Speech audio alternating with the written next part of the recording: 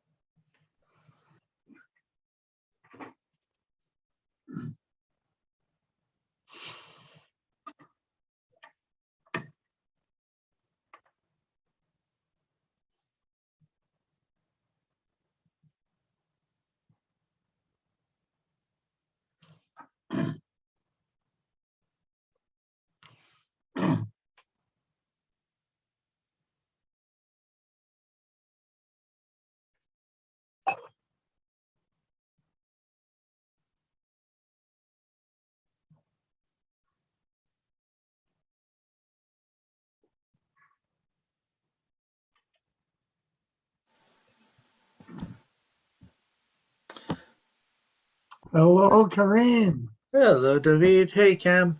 Hey, Karim. Good to see you. Long time. How you doing? Oh yeah, no, it's doing good, and it's good to see you. I'm in Canada, in Kamloops right now. Yeah, you bet. You know where that is? Sure. Yes. Opposite side here, and I've been watching your awesome sessions. been great. So I even though I'm not here live very much, I am. It's good to be back. I appreciate it. And I've been seeing you winning the Astronomical League questions every week. Yes, yeah, no, thanks. I love those. They're really fun to, they're really good questions, and I love to participate in that. It keeps me, keeps me my mind going, and I learn a lot of new things. So it's great. Oh, fantastic! How's the weather in Kamloops? Well, we had some thunderstorms last night, but now it's pretty clear. It's starting to warm up. And I was just telling David and Scott that I was really, really lucky a couple of nights ago, Karim, and I'm going to share this a little bit on later when I have my session. Is I actually saw the aurora. Oh, I couldn't believe it. I mean, the odds of that happening, it was like, but anyhow, it was awesome. And It had come quite far south. We had clouds, so I didn't have a chance, but it had come fairly south. I know a few people in Maine saw it, and southern UK, they were astonished to see it in their backyards. and the neat part is, even though I have very crude pictures, I was able to use my cell phone, and I'm going to share a couple of the shots. They're not awesome, but it just gives you some idea, and it's like I love to be able to share. And it's not going to be like Adrian or Terry for sure, but hey, there's no way to substitute seeing with your own eyes. And that's what pictures are about, right? They inspire and share, right? Exactly. And honestly, I mean, I love watching their pictures, and they stir something, but Incredible. at the same time, just having a capture that shows something that you want to talk about, Yes. it inspires on its own. Yeah. So I just have a couple of shots there, and I just totally lucked out. And but otherwise, the weather was good enough. Well, I'm glad it cooled off a bit, because I was feeling for the people in Linton, after last year's big fire, and then this year they reached over 40 again for like a week straight. Yep. No, It's you're right been and Deauville apparently has been having rain down there. We've been having rain almost every day. It's a very rich rainy season. We really do need it. Mm. But Yes. the start party at the end of September, by then the rains are expected to be gone and the sky should be clear. Oh, fantastic. Yeah. No, knock on wood. I mean, this time last year, there was lots of fires in this area in British Columbia. And but now, luckily, again, nothing so far. So it's hope that continues. Did you notice how that happened? You mentioned Aurora and Terry joins immediately. Absolutely. She not only chases Aurora physically, Hello, Terry. she chases it virtually too.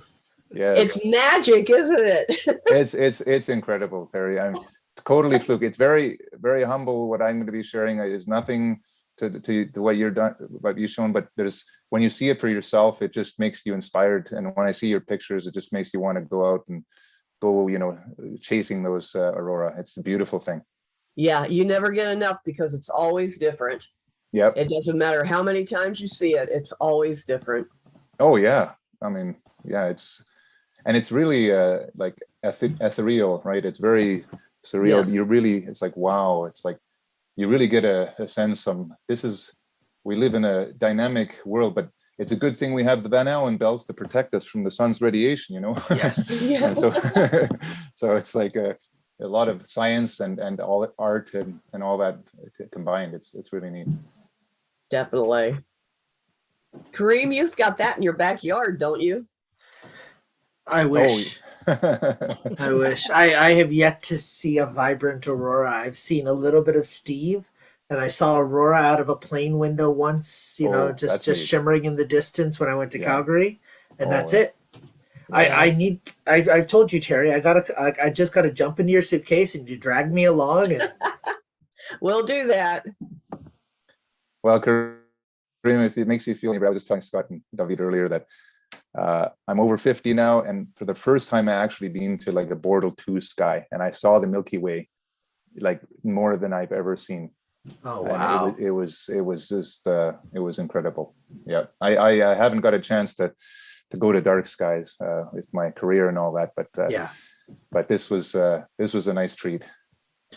Well, that's exactly it. Is we read about it, we see the pictures, but going there is not easy for everyone. There's a lot that comes in the way, but when you finally do it, you realize why everybody told you have to do it. Yeah, and that's the beauty of it all. It's like you know the universe and these events, they're not going anywhere. Like they're around for millions of years. So it's just if you're patient and you want to see something like that, you will see it. Yeah. And all in good time. Yeah. And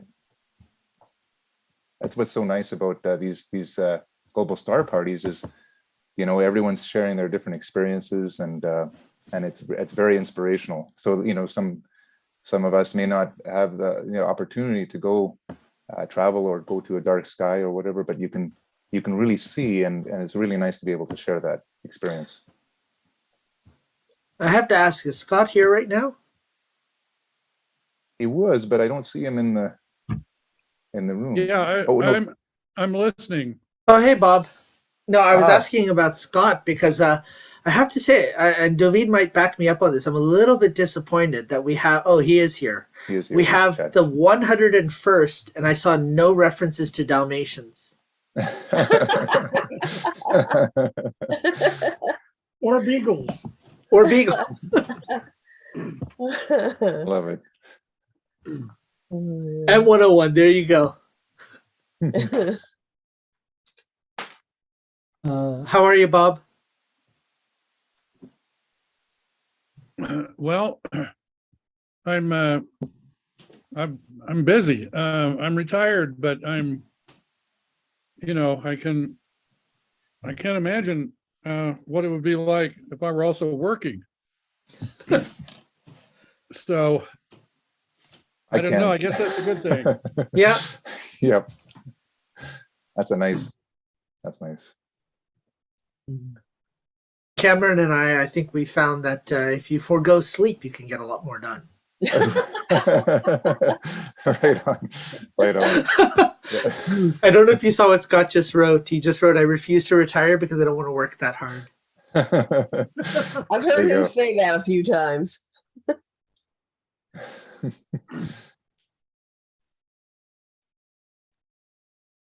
I don't know. Sleep is overrated. It's like Cameron is talking. You get under a dark sky and the last thing you want to do is sleep. Oh, Terry, that's 2 nights in a row. That's what happened. I was like, okay, 11 o'clock. I had a couple of beers and I was like, I'm going to be like a little bit tired.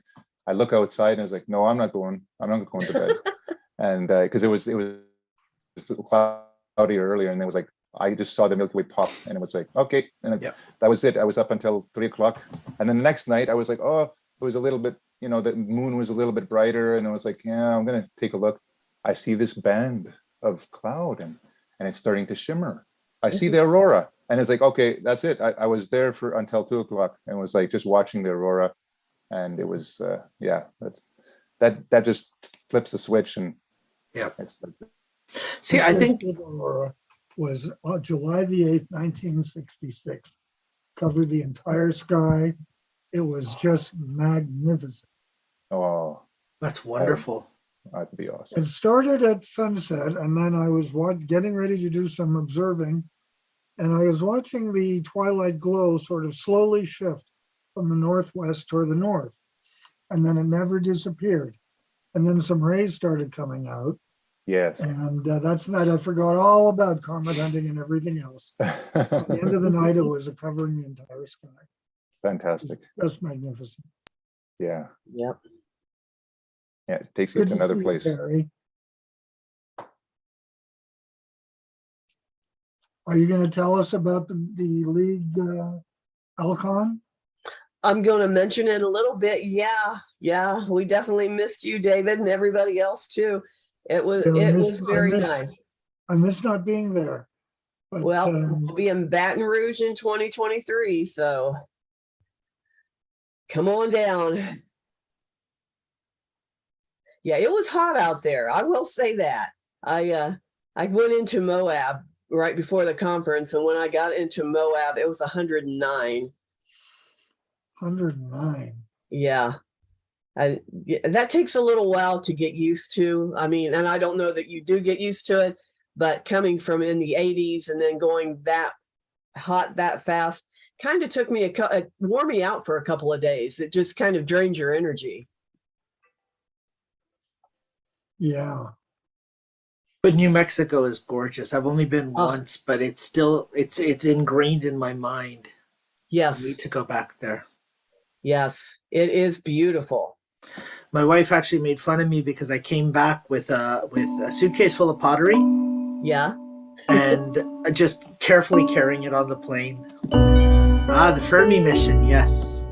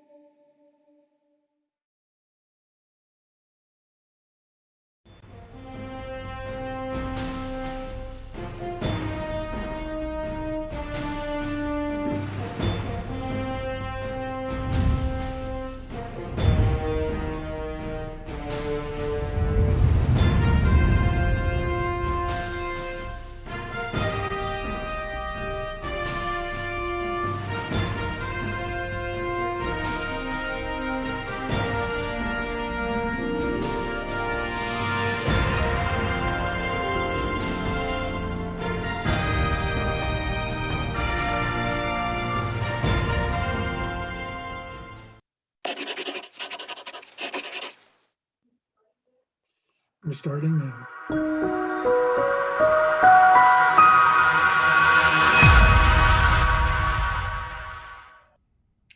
Well, hello everyone. This is Scott Roberts from Explore Scientific and the Explore Alliance, and you're watching the 101st Global Star Party.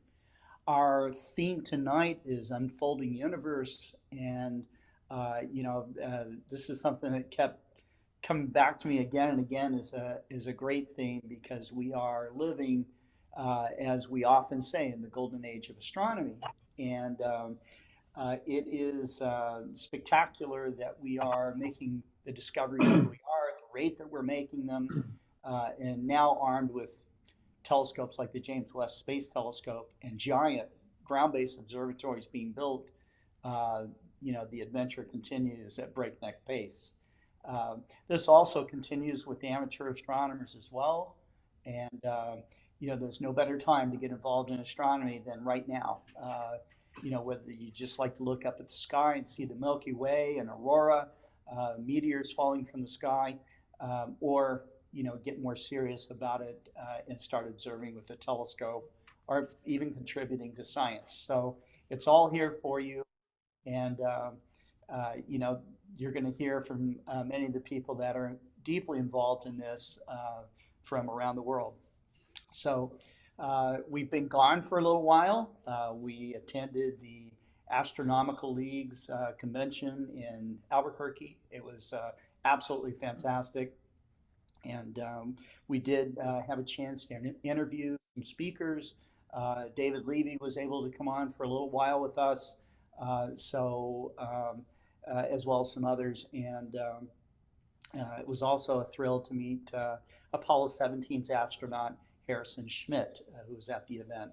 But you're definitely going to want to learn more about the Astronomical League's conference and attend the next one. So we're going to go ahead and get started with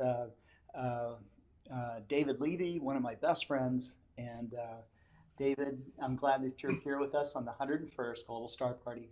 It's all yours. Well, thank you so much, Scott. And it's so nice, especially today, to be with my friends on this day. I have two quotations for this Global Star Party.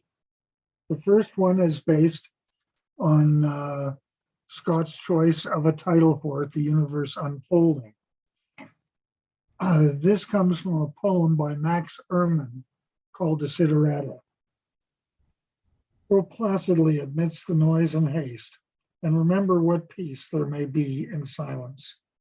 Beyond a wholesome discipline, be gentle with yourself. You are a child of the universe, no less than the trees and the stars, and you have a right to be here. And whether or not it is clear to you, no doubt the universe is unfolding as it should. And thank you, Scott, for coming up with this idea for this Global Star Party. My second quotation is an unhappy one. I'm sure most of you know by now that Don Malkolz died suddenly yesterday at the age of 69, probably from COVID. And he just was not able to keep breathing. I had a long talk with Michelle Malkolz, his wife, yesterday, and we talked a lot about a number of things. And I was just mostly listening. And in memory of Don and the wonderful things he has accomplished, he was the record holder for visual comet discoveries in the world, with 12 comets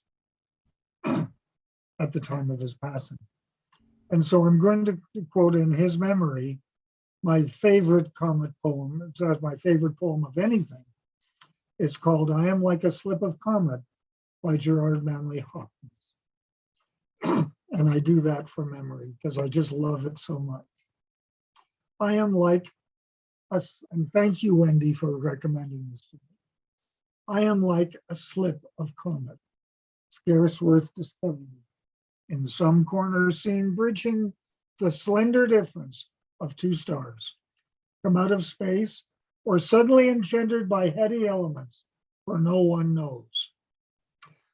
But when she sights the sun, she grows and sizes and spins her skirts out while her central star shakes its cocooning mists. And so she comes to fields of light. Millions of traveling rays pierce her. She hangs upon the flame-cased sun and sucks its light as full as Gideon's fleece. But then her tether calls her.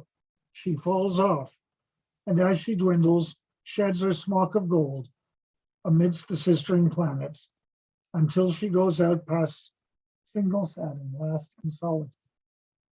So I go out. My little suite is done. I have drawn heat from this contagious sun. To not ungentle death, now forth I run. Thank you so much, and back to you, Scott. Beautiful. That was beautiful. Well, I too knew Don Mackholtz, and it is I did not know that he had passed on, so that's a bit of a shock. I think the last time I had a chance to speak with Don's been about maybe 4 to 6 months ago, something like that. But he was a gentleman and a great astronomer. Of course, a great comet discoverer too. And I'll be thinking of him the next time I look up at the sky. That's for sure. I think we all will be. Yeah. Was he on one of our global star parties or on one of our legal? Seems like he was on. I will have to go back and search. There have been so many people on Global Star Party. I know I was on a live show with him at one point. So, both you and I have done a lot of virtual programs for some clubs and that kind of thing. So, I think that if he wasn't on our show, I think that he was in live chat with us a couple of times. So, but definitely will be missed, so. Okay, so we are going to move on to Terry Mann, who is also recently back from the Astronomical League convention. It was something that took a while to put together as far as being an in-person event, but I think it went off rather well. I was really excited to be there. And Terry, why don't you give us some of the highlights of what happened? Oh, I think there was a lot of highlights. It actually went very well. The weather was good. We had a few nights of clouds, and they had some trips out to their local observatory for the club. The speakers were amazing. You interviewed Harrison Schmidt. I mean, he was just amazing. He was one of the nicest people ever. And Seth was there. Seth Shostak. Shostak, yeah. Shostak, and the banquet. Oh my gosh, we had so many awards, and all the people. I mean, I think it topped out in attendance at 193, which, considering COVID and gas prices, that was a factor too. We heard quite a few people said, trying to pay for gas just was a little bit out of range, but it went very well. We had vendors there and just everything going on. Whatever you wanted to do, if you wanted to sightsee, Albuquerque had so much to go and see. If you wanted to listen to speakers, we had Michael Bachage there, many speakers that were just excellent. So I had a great time. And I, from everything I heard when I was at the airport coming home, I ran into other people that were there, and they were saying, oh my gosh, I had such fun. I've never done this before. This was a great time. So hopefully everybody else out there will join us in Baton Rouge in 2023. But it was a fantastic time. Fantastic. Well, I think there's probably some people waiting out there to hear answers to questions from the Astronomical League and to hear the new ones, so they might win a prize. And I think I just might be able to help with that. Maybe if I can get my pile going here. As you know, we always start off with the warning about solar observing. Always have a filter. If you've never done this, check with a local club, check with friends that might have a solar scope. make sure you have the right filter before you ever start solar observing. And the first thing I really would like to say is thank you to all the people that attended Alcon, all the virtual. I mean, there was so much virtual activities going on. I heard so many good reports, Scott, about all of the interviews, people watching. They loved it. They really loved it. Oh, great. Yeah. So thank you for everybody that was even watching virtually. And thank you very much to our presenters, David Levy. Adrian was there.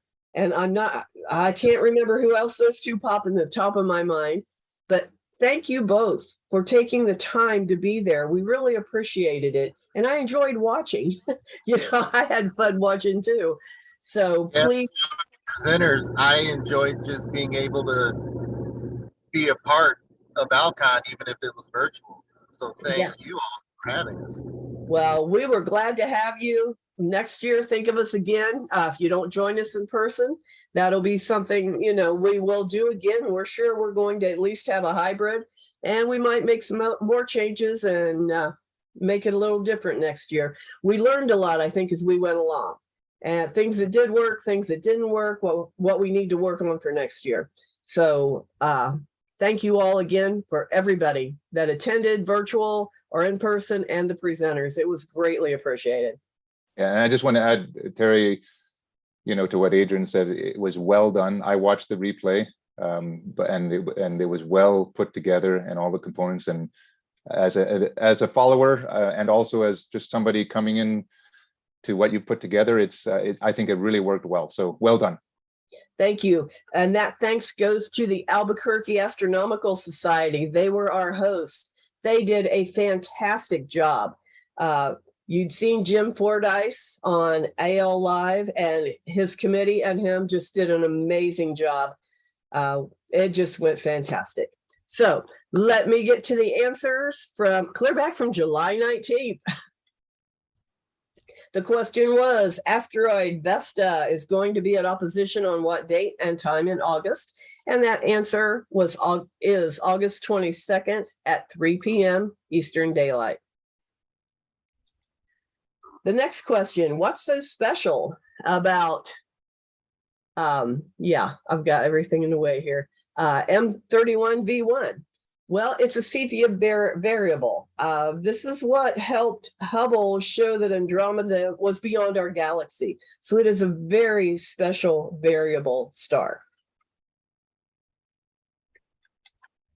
Last question. What supernova is the oldest recorded supernova, and how long was it visible? And the answer is supernova RCW 86 is the oldest supernova, recorded about an AD 185. And at that time, it was visible for 8 months. Wow. Yeah, that's quite a bit. So we had quite a few answers because Scott is giving away special prizes here. We had all of these names added to the door prize list. That's right. And here are the 3 winners that won special prizes. And Scott, do you want to talk a little bit about that? Yeah, since it was our 100th Global Star Party, one of the prizes is going to be an IXS 100 mount. Another one will be, we have a couple of 100-degree eyepieces, so there'll be a selection that that the winners can choose from, so that's I don't see how I can get much more special than that. So definitely, if you would like, we could also laser engrave those eyepieces with your name, your club name, however you would like it. So it's special. It only belongs to you.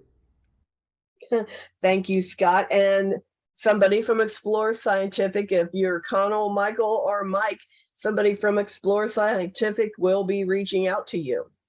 So thank you, Scott. Those are amazing prizes. We want it to be unforgettable. Yes. Okay, the questions for tonight. Perseverance recently spotted Mars moon Phobos eclipsing the sun. Watching such events helps scientists to predict what?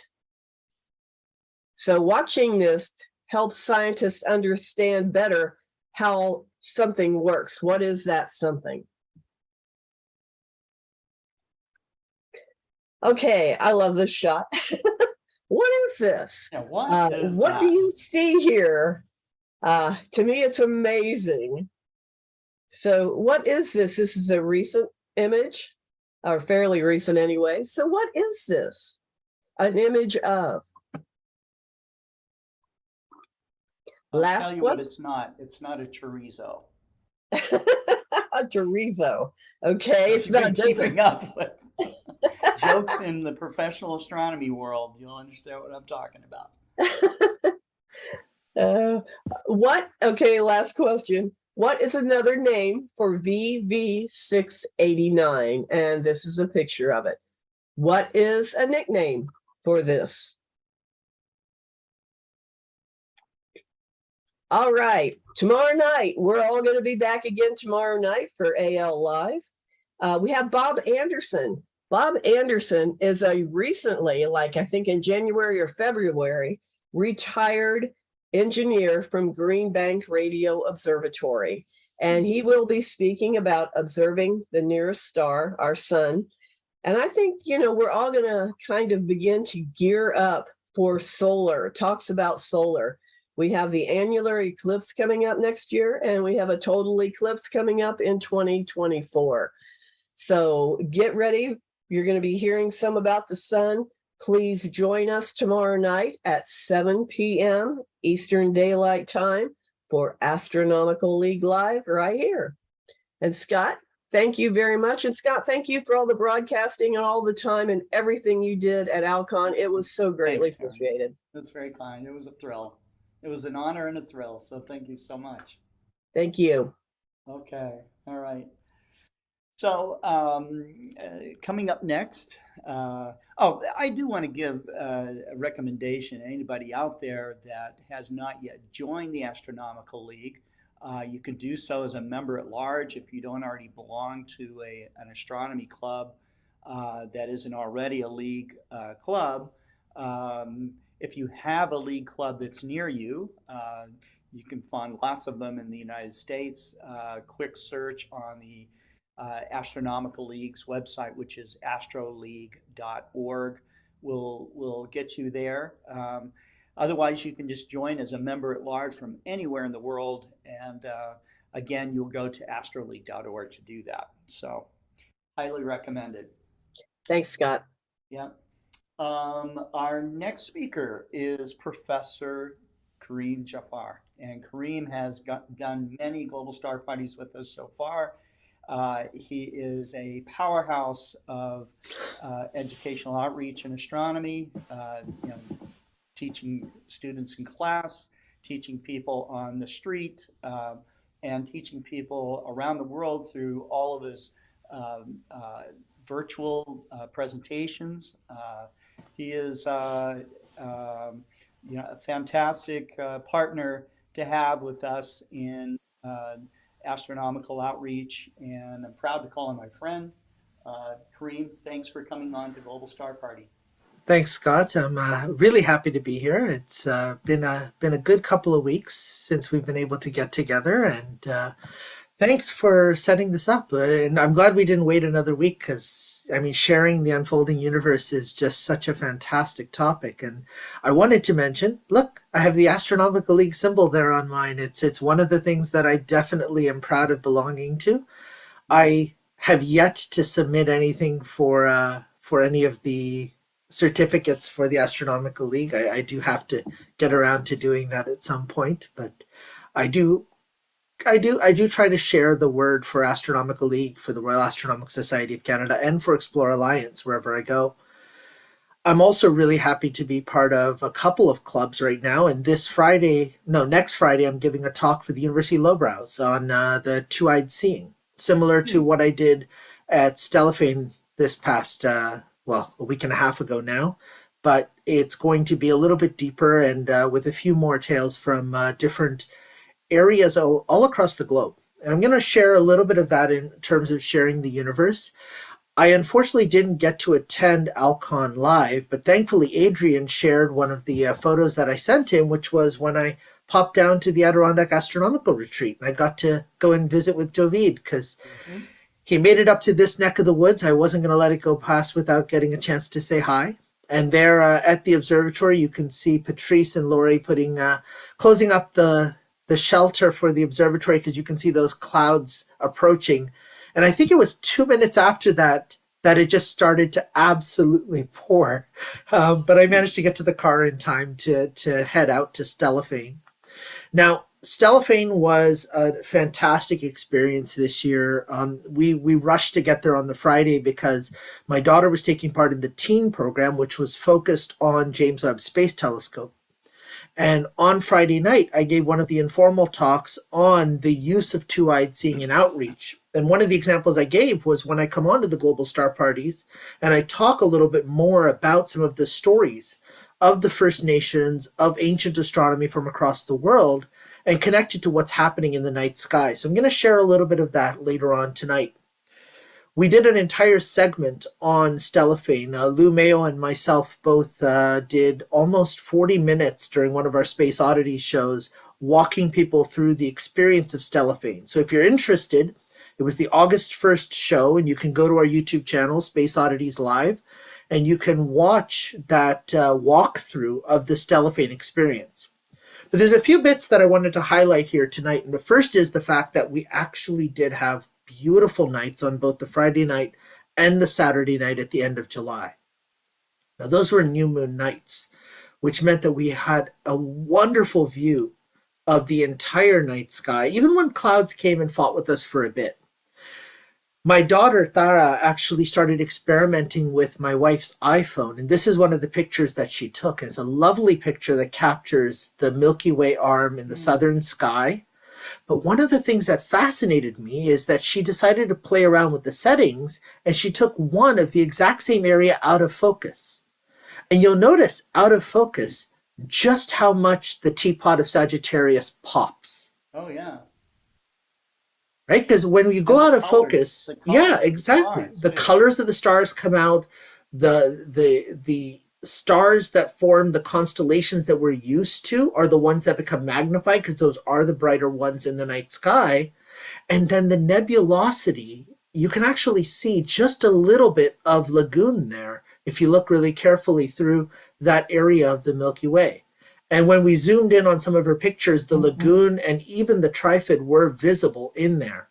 And then she took a few artistic pictures. Now, this is all handheld, right? So she actually tried to do a little bit of a star trail handheld to see what would happen. And I love that. It looks like a painting to me. It doesn't even look like a picture.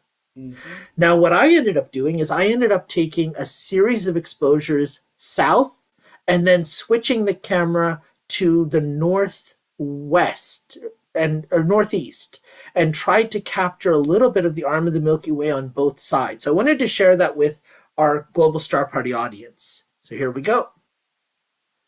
So this is the Friday night, and this starts off looking south.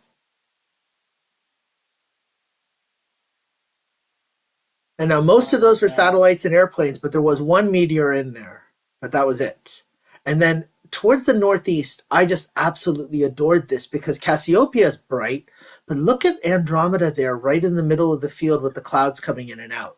So I took one of those pictures and actually just tried to highlight it and brighten it a little bit. Nowhere near what, Adrian or anybody else with a little bit more expertise can do, but I love the fact that Cassiopeia pops and that Andromeda was there. And it was clear enough that if you were looking at Cassiopeia, you could see the fuzziness of what was referred to in the early days as the Andromeda Nebula with your bare eyes. And you can start to see the double cluster rising, and the double cluster was vivid late into the night on Saturday. Now, on Saturday, the big attraction is over on Breezy Hill, and it's the telescope builders competition. And you have all different ages, all different levels of expertise. You have binocular telescopes, you have Dobbs, you have refractors, you even have spectroscopes that are homemade spectroscopes. And that's amazing because you have the spectroheliograph just up there on the hill. So I love going there and spending time looking through the equipment. And then Saturday night, in addition to a dinner, you have a keynote talk. And the keynote talk this year was Dava Sobel, who was one of our GSP guests just a couple of months ago. So that was really neat because I'd gotten a chance to talk to her on this platform, and then I got a chance to meet her in person. And David had asked myself and Bill Stropel from our Montreal club to please give his best to Dava. And so we were able to go down and talk to her for a little bit. What a wonderful woman, and what amazing story she told us of the Harvard computers, those women who did all the work behind the scenes decoding what starlight really means. This is our group that was together for Stellafane. We had a smaller Montreal presence than most years, partly because of COVID, partly just because of the timing with a lot of people. But there's my wife, Karima, myself, my daughter, Tara, Bill from our club, and then you have Lou and his wife, Susan. We all got to really just enjoy Stellafane together, which was a wonderful experience. And on Sunday, we rushed back because my son was flying back from Mount Wilson. And so I want to invite the entire GSP audience, and I'll put this in the chat later, but you can register in advance for this Zoom meeting. My son was one of the SOAR program attendees this year. It's a very, very small group that they accepted this year, just 9 people, and they got a chance to experience what Mount Wilson Observatory is all about. And he's going to talk to us a little bit about it and share a little bit of the results and the pictures that he took. And I think it's just a wonderful experience for him. And he just came back on cloud 9. Now, ever since he came back, we've been doing a lot of outreach. And our club did a wonderful outreach for the Junior Council of a local town, Bader Fay. And this was last Saturday night. And then this week, we're doing 2 back-to-back tomorrow and Saturday for my town, Beaconsfield. We're doing a moon conference and then late night observations of the moon. And then we're doing a community camp out where we're setting up telescopes to share the moon, Jupiter, Saturn, and of course, hopefully some Perseid meteors. Now, this is one of my favorite times of the year for outreach, partly because of the meteor shower and partly because the Milky Way is so beautiful. And our timing is perfect because just this week, we ended the Japanese festival celebrating the cowherd and weaver girl mythology. And this is the idea of what a lot of people talk about in Southeast Asia as an explanation for the Milky Way. And you had the weaver girl who's represented by the star Vega and cowherd Altair, who were separated by the arm of the Milky Way, the river of the Milky Way stars, because their love was not sanctioned by the emperor. And so their family was actually torn asunder. But at one point every year, on the 7th night of the 7th lunar month, the magpies form a bridge that allows the weaver girl to come back to her family for that one night. Now, that 7th night, that's your first quarter moon. And when your first quarter moon comes out, there's enough brightness that it changes a little bit of the way in which you see the sky, but still not bright enough that it moots out the whole Milky Way view. And so this idea that the stars look different when they're completely overhead at our zenith, at that moment when just enough moonlight shines on them to show this band of light, which would be the magpies forming a bridge. That's beautiful observation, and it connects directly to the mythology in Southeast Asia. Here in North America, we tend to talk a little bit more about the Milky Way as a reminder for us of the animals that took pity on us during the winter and helped us to survive. So the wolves, which were the first earth beings, they pitied the first humans when winter fell and we had trouble feeding ourselves. And what they did is they came and they showed us how to camp, how to grow food, what food is safe to eat, how to set fire, and how to survive and cooperate with the other animals that we would hunt. Animals with hoofs and horns were all right to eat. Animals with paws and claws should be left alone. And then come spring, when the weather starts to become milder, the wolves would leave the humans. And of course, as they leave the humans and move off, that forms a trail in the sky that then stays there all summer long. But come winter, that trail comes back down and the wolves come back to help us again. So this idea of what the Milky Way represents in different cultures is something that we carry with us when we see the night sky in the summertime. And it's something that allows us to connect a little bit more, not just with our universe, but the universe as seen by others who we share this world with and this night sky with. But of course, we're in the middle of the Milky Way, or the middle of the Perseids meteor shower at the moment. And so I want to tell you the legend of Coyote in the Hoopa legend. Coyote dances with the stars. And I've told this one before. It's one of my favorites because Coyote was a very arrogant animal. And so he was lying back and he was singing the dancing song. And then he saw the stars twinkling and he wondered to himself that they looked like girls that were just twirling. And so he thought he wanted to go and see these girls up close. So he went into the woods and he asked, and the redwood said it would bend down and throw the coyote up into the air. And the spider said that the spider would weave a long web so that Coyote could catch it and climb up to see the girls. So Coyote managed to make it all the way to these girls. And when he got there, he realized that they weren't just girls who were shining in the sky. They were actually dancing and twirling. So now Coyote was very full of himself and he said, "May I dance with you?" And the girls laughed at him and said, "We dance all the time. We don't stop. You can't keep up with us." But Coyote was like, "I can keep up with you. I can dance. No problem." And they said, "Well, you can join us, but you have to stay with us. You have to keep up if you're going to dance with us." So Coyote started dancing, and the first night wasn't any problem. The stars were twinkling. Coyote's up there moving around. And then the second night, Coyote started to get a little bit tired. And he thought, he didn't want them to know he was tired. So he said, "Can we stop so I can get a drink?" And the girl said, "We never stop. We told you, you have to keep dancing with us." So Coyote bucked up and kept dancing. And then the next night, he said, "I'm really hungry. Can we stop so I can eat?" And the girl said, "We can't stop. You have to stay with us." So they dragged him on. But the problem was, the tireder he got, the further and further down he fell until he re-entered Earth's atmosphere and crashed to the ground.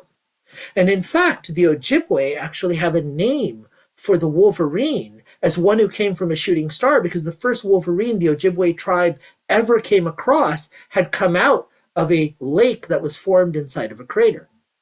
So this idea of animals crashing to Earth being what we're seeing in the meteor showers is kind of captured in the names that they give some of these legends and some of these actual animals. So with that, I'm going to invite all of our audience. I'm very pleased Scott invited me to come and join him at Starmus. So I finally get to not only meet Scott in person, but I'm not meeting him in person down at Explore Scientific. I'm going to fly to Armenia to meet him in person. So in Armenia on the Thursday night, we're going to be going out to Garni and we're going to be doing a star party. And during that star party, I look forward to learning the stories of Armenia and sharing the stories of the rest of the world with our audience there. So anybody in the Global Star Party audience who wants to come out to Starmus, it's going to be an incredible experience and we're really looking forward to it. Yeah, and it's going to be great. It seems crazy that we both have to go halfway around the world to finally meet each other in person. It is, but it's going to be a story we can tell. And David Eicher is going to be there. I haven't met him in person yet, so right. Norma I've met, so Norma I'm gonna be looking for at the airport. It's going to be an amazing time. Okay, so Karim, you have introduced a new astronomer to us, young Lukas Vierira. Is that correct? Am I pronouncing his last name correctly? Yeah, kind of. How would we pronounce it? Well, let's bring him on. Lukas, thank you for joining Global Star Party and for being a big part of the Cosmic Generation. Oh, it's a pleasure. Thank you so much for inviting. So we're very proud of Lukas here in the Montreal Center. Those 3 outreach events I told you about, Lukas is volunteering at all 3 of them. And he actually lives in town, so he commutes all the way out for these outreach events and then commutes back on his own. And he brings his nice little Skywatcher Heritage, the small tabletop model, and he shares the moon with anyone and everyone who wants to see it. Mine is actually a first scope, 76. Sorry, first scope, yes. Yeah. Fantastic. So Lukas is a member of the Cosmic Generation, and he gave a talk for the Cosmic Generation recently. and he agreed to give a talk to us at the Global Star Parties on, is it Sophia that you're going to be chatting about today? Mm-hmm. Excellent. Fantastic. And Lukas, before you get started, I mean, what got you into astronomy to begin with? I'm sorry? Could you say again? What got you interested in astronomy to begin with? Oh, that's a kind of long story. Back in my country, I'm from Brazil. Mm-hmm. I used to do some competitions, some Olympiads, as it's called. And I really liked it, you know. When I went to the backyard of my home, I would see the sky and the patterns there. And even just like studying especially from studying and trying to understand more of this in the sky was something that made me really, really happy. So I got really engaged into those competitions Mm-hmm. and just kept trying a little more. Wonderful. Wonderful. That's great. Well, there's a lot of great astronomers that have come out of Brazil, so we're real happy to have you on our program. Later on the program, Marcelo Souza, also from Brazil, will be on. So I'm not sure if you know of him, but he is a big influence in astronomy education in Brazil. Yes. Okay. Well, if you'd like to go ahead and get started. All right, just wait a while. I'll set some things here. Okay.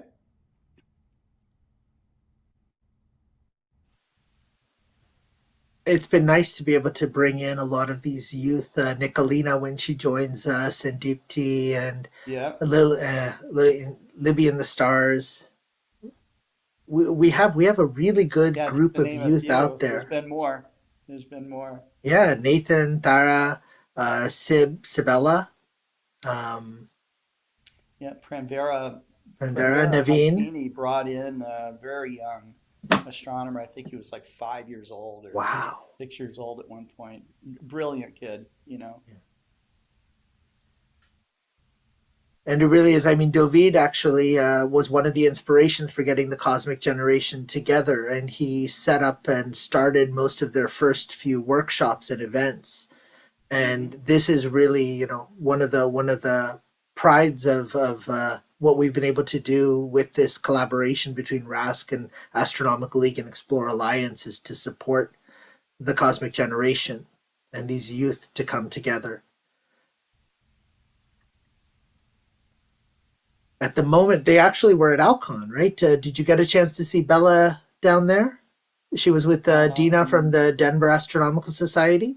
Yes, I did see her down there just briefly. We talked for a little bit. I really wanted to interview her, but you know, like anyone that comes on to Global Star Party or any of my virtual events, I always, if they're not 18 years old, I get parental permission first. Oh, absolutely. Right. Absolutely. And so I'm not sure if Lukas is having some issues or not. I see that he's muted. Lukas, if you need a bit more time, Scott can go to the next person and then come back to you after. Yeah, that's easy. Yes, I guess it's better. Okay. Okay. All right, Lukas, we'll do that. Mm. Okay. Thank you. Well, let me see who is next in line here. We've got we have Maxi Falaris. Is Maxi on with us right now? Yes, I'm Hey, here. Maxi. What's up, guys? How's it going? Here we go. I'm glad to hear. Wow, what's that be beautiful here. shot behind you? That's Oh, very this is nice. the wishing well cluster. It's in The the wishing well cluster. It's beautiful. yeah, in the southern region nearby the Carina Nebula, and this is an amazing place to watch it through the telescope. Even a Dobsonian or a single one, you can see all these shining stars like Omega Centauri, for example, but this is more brightening. So you can see there's a lot and a lot of stars. So how's it going, guys? Right now I'm pointing my telescope to the full moon here. So Karim, I think is going like you this. Oh, I think he's once. He had to run. So let me share my screen. Let's see. Okay. Oh, this is not a full moon. This is a new moon, but Very new. yeah. Here's some pictures. I'm taking 60 pictures of 0.001 seconds. It's really fast, but it's downloading the pictures that I was taking. Nice live view. Yeah. And this is the field of view with the CWO 5033 right now. And you can see it's completely full. I'm struggling with the smoke because here we have some people that starting fires in the farm area because they have to reseal the ground, but the smoke is almost 300 kilometers on the north, and the wind comes from the north, so it's really bad for. You have a natural moon filter, Maxi. No, it doesn't have it because this is an auto stretching with the software. When I reset, this is the picture without. But you got it really nicely in focus there, Maxi. It looks great. Well, I was struggling yesterday with the collimation because I want to do with my scope. I know it's very short. It's an f4 to do some planetary, and well, I was doing some pictures last week of Jupiter and Saturn, but no, there was really off. No, I didn't like that, so I clean up my videos that I did, and also erase some lights that I did from the. I don't know if I show you the last GSP, the nebula of the Helix nebula. I don't know. I uploaded on my Flickr page. Let me see if I to show you, if I can show you. It was 2 nights of taking pictures, and I stuck almost 10 hours. Oh, that's nice. That is nice. And you can see here. Well, this picture, unfortunately, it doesn't exist anymore. In my PC because I deleted accidentally. Deleted it. Yeah. What happened? Hey, but No. you got it. You did enough processing that you got it. This is beautiful, and Yeah, you know, you just see it I like the once, color, really the colors of this amazing, star. save Yeah. a JPEG, and you're out. Yeah, you know, this was taken in my backyard 50 days ago. And 2 nights I leave my equipment outside, and I did some 13 hours of pictures. And well, when I did the planetary pictures or the videos, I put it here in my PC. But when I get some kind of angry and frustrated, I said, "Nah, that's it. I delete this. It doesn't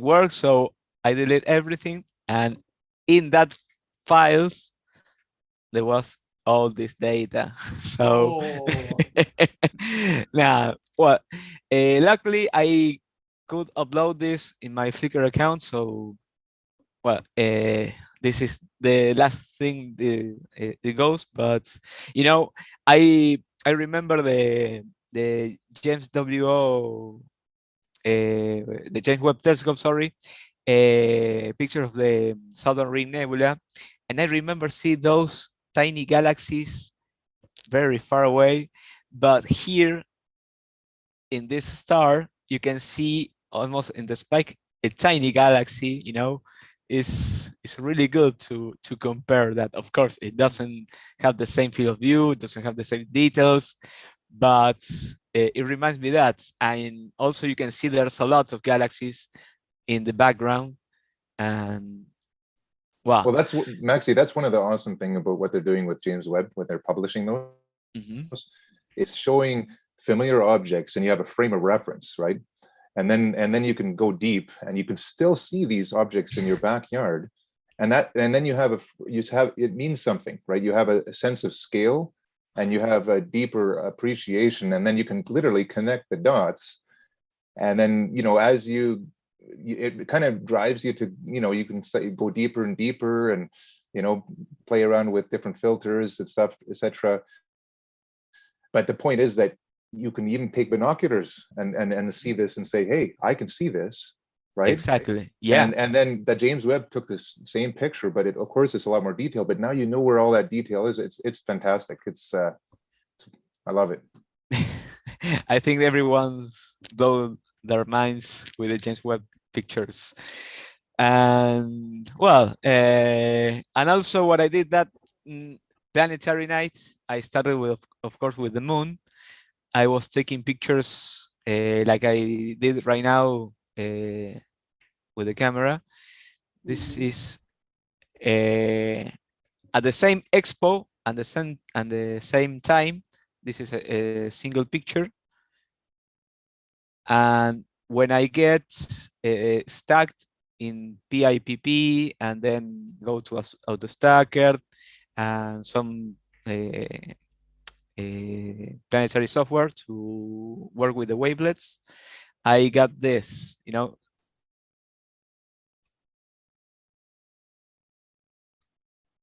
It's like very colored, but I try to do some mineral moon.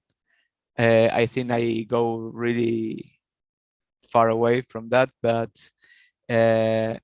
so I want to get, because I put in my cell phone a background when I block it, so I crop that area and put it in a white and black color. And you know, when I block my cell phone, it's good to see this, like let me, like that, you know. With this it is through your cell phone, is that right? No. This is the background that I have right now. Okay. When I block my cell phone, I see. So you saved it as your background. Yeah. Very nice. So, you know, because I want to practice, and well, I don't know if the collimation was okay. Maybe the night wasn't good, but well, I hope 50 days, maybe at the final August, I want to go outside again, do some stargazing and astrophotography, of course with friends, and well, I think that's all for today. You know, I try to do again planetary tonight. I hope the smoke doesn't bother me, but also I have my neighbor is doing some barbecue, some asado, so the smoke comes. More smoke. Yeah, smoke. The smoke and the smell, you know, you want to eat that bad now. So, well, thank you again for inviting me. I hope that you like it. Thanks for coming on. Yeah, okay. And we'll see you next time. Thank you very much. Take care. Okay. All right. So we're back at this point. Lukas, do you want to try again? Sure. Sure. All right, let's try. Just start the sharing here. Yeah.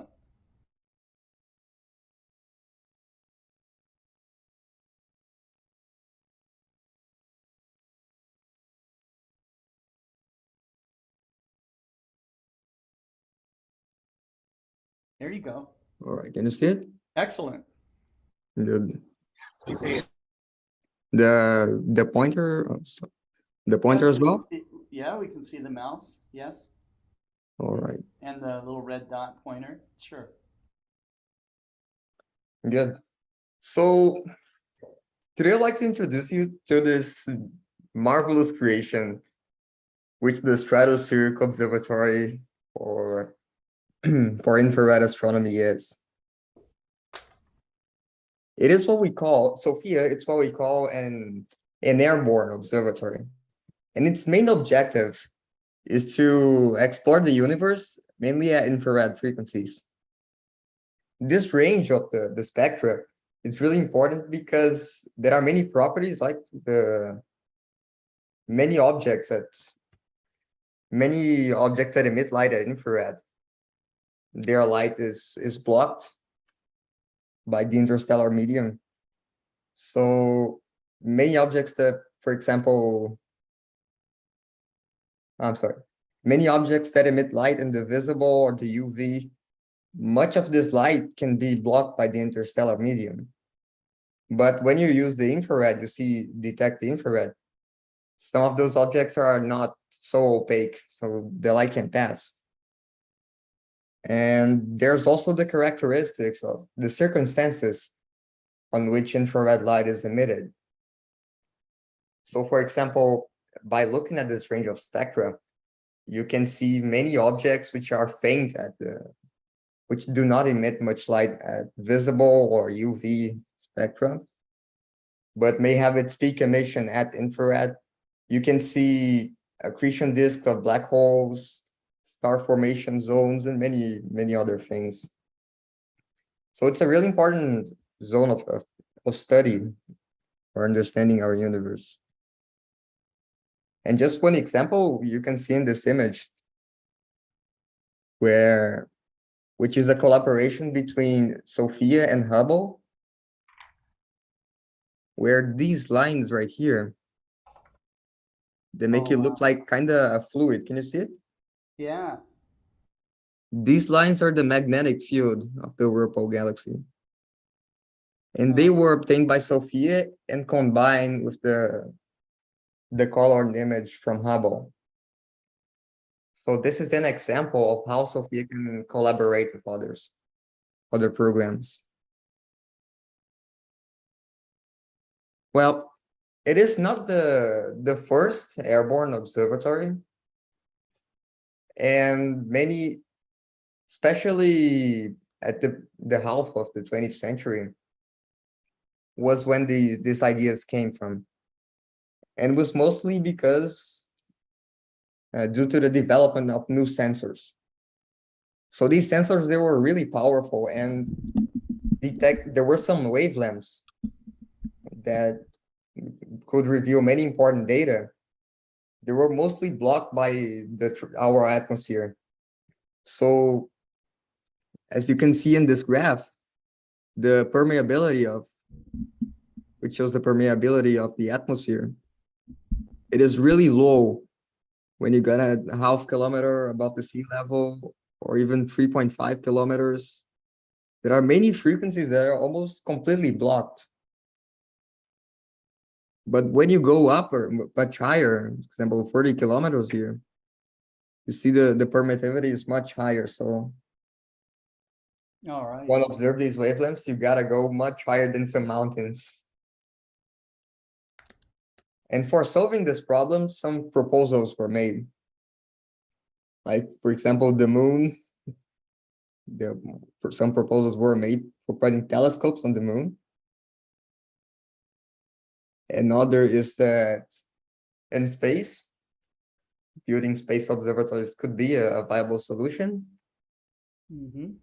But aircraft could also solve the problem.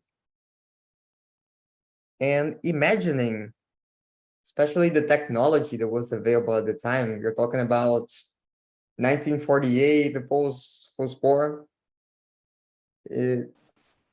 talking about space observatories, things you could put in space and operate reliably. These were still to the future, so there were many technologies to be developed so it could be reliable. With this, aircraft became a really really useful idea. And here you can see some of the older ones, the airborne observatories. And the first ones were actually not focused for astronomy. If I'm not mistaken, in 1948, Sir John Houghton, he was making a PhD work for atmospherical studies. And he wanted to measure how the heat distribution, how the heat from the sun would affect the circulation at high layers of the atmosphere. So for this, he talked to the British Air Force and got a plane, then installed a radiometer on it. So, and then he flew to measure it. But the first attempt, it wouldn't work quite well, mostly due to the device he built. But in 1957, he used a different plane and a different instrument and got up to 70,000 feet to measure the solar flux. And this was a success. It worked pretty well. Seeing these ideas, how it worked, right? Going up in the atmosphere, measuring things from above the atmosphere. This idea was adopted by NASA. And it bought, for example, right here, it bought some Convair's 1990s and modified them into observatories, making the Galileo observatories. And these were really useful, especially when you compare with balloons, for example, stratospheric balloons. These were not really controllable. And in many attempts of making observations, they would crash during the landing, and many experiments were lost. So it was kind of an adventure, launching experiments like that. But if you had an aircraft which was fast, there are many advantages. So it was more controllable than balloons. They were more versatile. So, for example, you can observe in distinct bases. It's in different locations of Earth. If there is a temporary event, for example, an occultation, an eclipse, if you are stationary, right, to the ground, it may be really hard to take a long exposure. So because the phenomena may be too fast, may pass too fast. But when you get an aircraft, you can follow this movement. So longer exposures are possible. And this observatory is specific. It made a lot of observations on eclipses, occultations, so it was really useful for that. And seeing how it worked well, how well it worked, there were other attempts. So Lear jets were bought and modified for testing new equipment. And at the Decadal Survey of 1970, which is a survey they do to decide what are the next steps the astronomical community should do at some decade. This survey of 1970, it made the recommendation for building a larger telescope, much more capable, which came to be the Kuiper Airborne Observatory. This one was a whole other step from the others. The telescope was much bigger, and it made delightful discoveries. So, for example, the Martian detection of water at the Martian poles was something it contributed to. The detection of, I guess, it's methane and ammonia at at Jupiter's atmosphere. And also the discovery of uranium springs.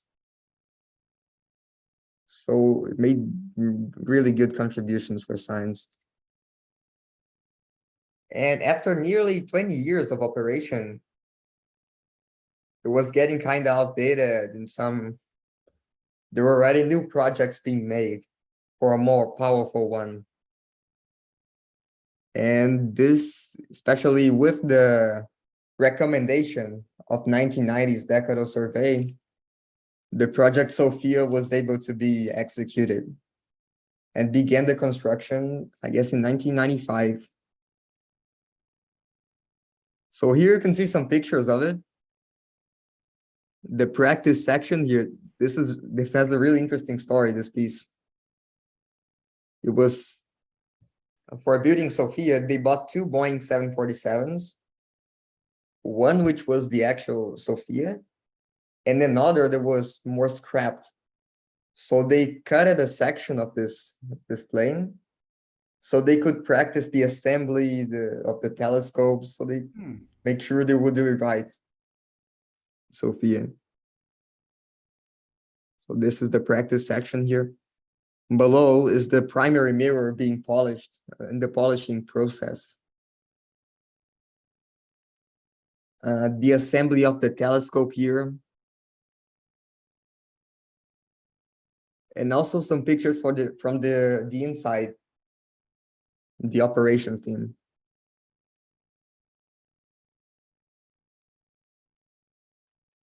Now let's, do you have any questions until now? No, I'm amazed that they bought 2 aircraft. It's like, okay, why buy just one when you can buy 2 at twice the price? So, you know. Yeah, one was a plane from Pan American, which used to fly in Pan American. The other was kind of scrapped because all they wanted aircraft. Okay, yeah, it's really interesting though. That was a very smart move on their part. All they wanted to was just to practice. Now moving more to the details of Sophia, the telescopes. Its primary mirror has a 2.5 meters of effective opening. So it's kind of large, especially seeing it as a plane. Right. And this configuration here, the Nasmyth cascade, is really interesting because of how it redirects light. So there are some advantages I will explain shortly. So when the light enters the telescope, it will be reflected through its 3 mirrors and will then be redirected through this tube here. Can you see it? Yes. So this is called the Nasmyth tube. It will be redirected, and here at the end, it's where the science instruments are located. So they will process this light. And one thing, especially when you're using these big telescopes with a lot of precision, you need a stable, right? You need it to be stable. And putting it on a plane, which is on a fluid, so the atmosphere has a lot of turbulences, it's not stable. There are 4 roaring engines on the plane, and there's also the atmosphere hitting the plane, hitting the telescope, which is exposed. So there are many sources of vibration. And how they overcame this, it's really interesting. So this blue ring you see, it's a bearing, and at almost each point of contact with the plane's fuselage, at each point of contact with the bearing, from the bearing to the fuselage, there are some dampers, really precise dampers, and these are responsible for eliminating almost all the vibration from the plane. But there's also the fact that the telescope is placed on an aperture, so in a cavity. So there will be a lot of air coming into it. It not only had to be designed to overcome this, so some aerodynamics had to be used in it, but there are also some powerful gyroscopes which played the role to stabilize it against the winds. So that's how it's stabilized. Incredible. And one thing here in this image, you can see this cover here. Mm-hmm. This one is actually covering the exit of the Nesmith tube. It is exactly where the science instruments are placed. And just like a regular telescope and eyepiece, only one instrument can be used at a time, which will be inserted right here. So this actually helps for saving weight for its operations. It's kind of interesting idea. So more on the Nesmith configuration. It is kind of interesting because this tertiary mirror is dichorical. So it has two reflective surfaces, one which will only reflect the infrared part, and another which will redirect the visible light. So it creates two foci which can be analyzed simultaneously. The infrared one, it is, of course, the objective of the mission, of most of the missions. So will be analyzed by the scientific instruments, the main ones, but right here. While the visible focus, it is used mainly for the guidance systems. So there are some cameras placed around the frame of the telescope, but also an instrument right here. And these are responsible for the guidance of the scope, of pointing, making sure it's observing the right place. And just for giving an idea, here's a graphic showing the Sophia's instruments, and also some characteristics, their range, wavelength, their resolution power.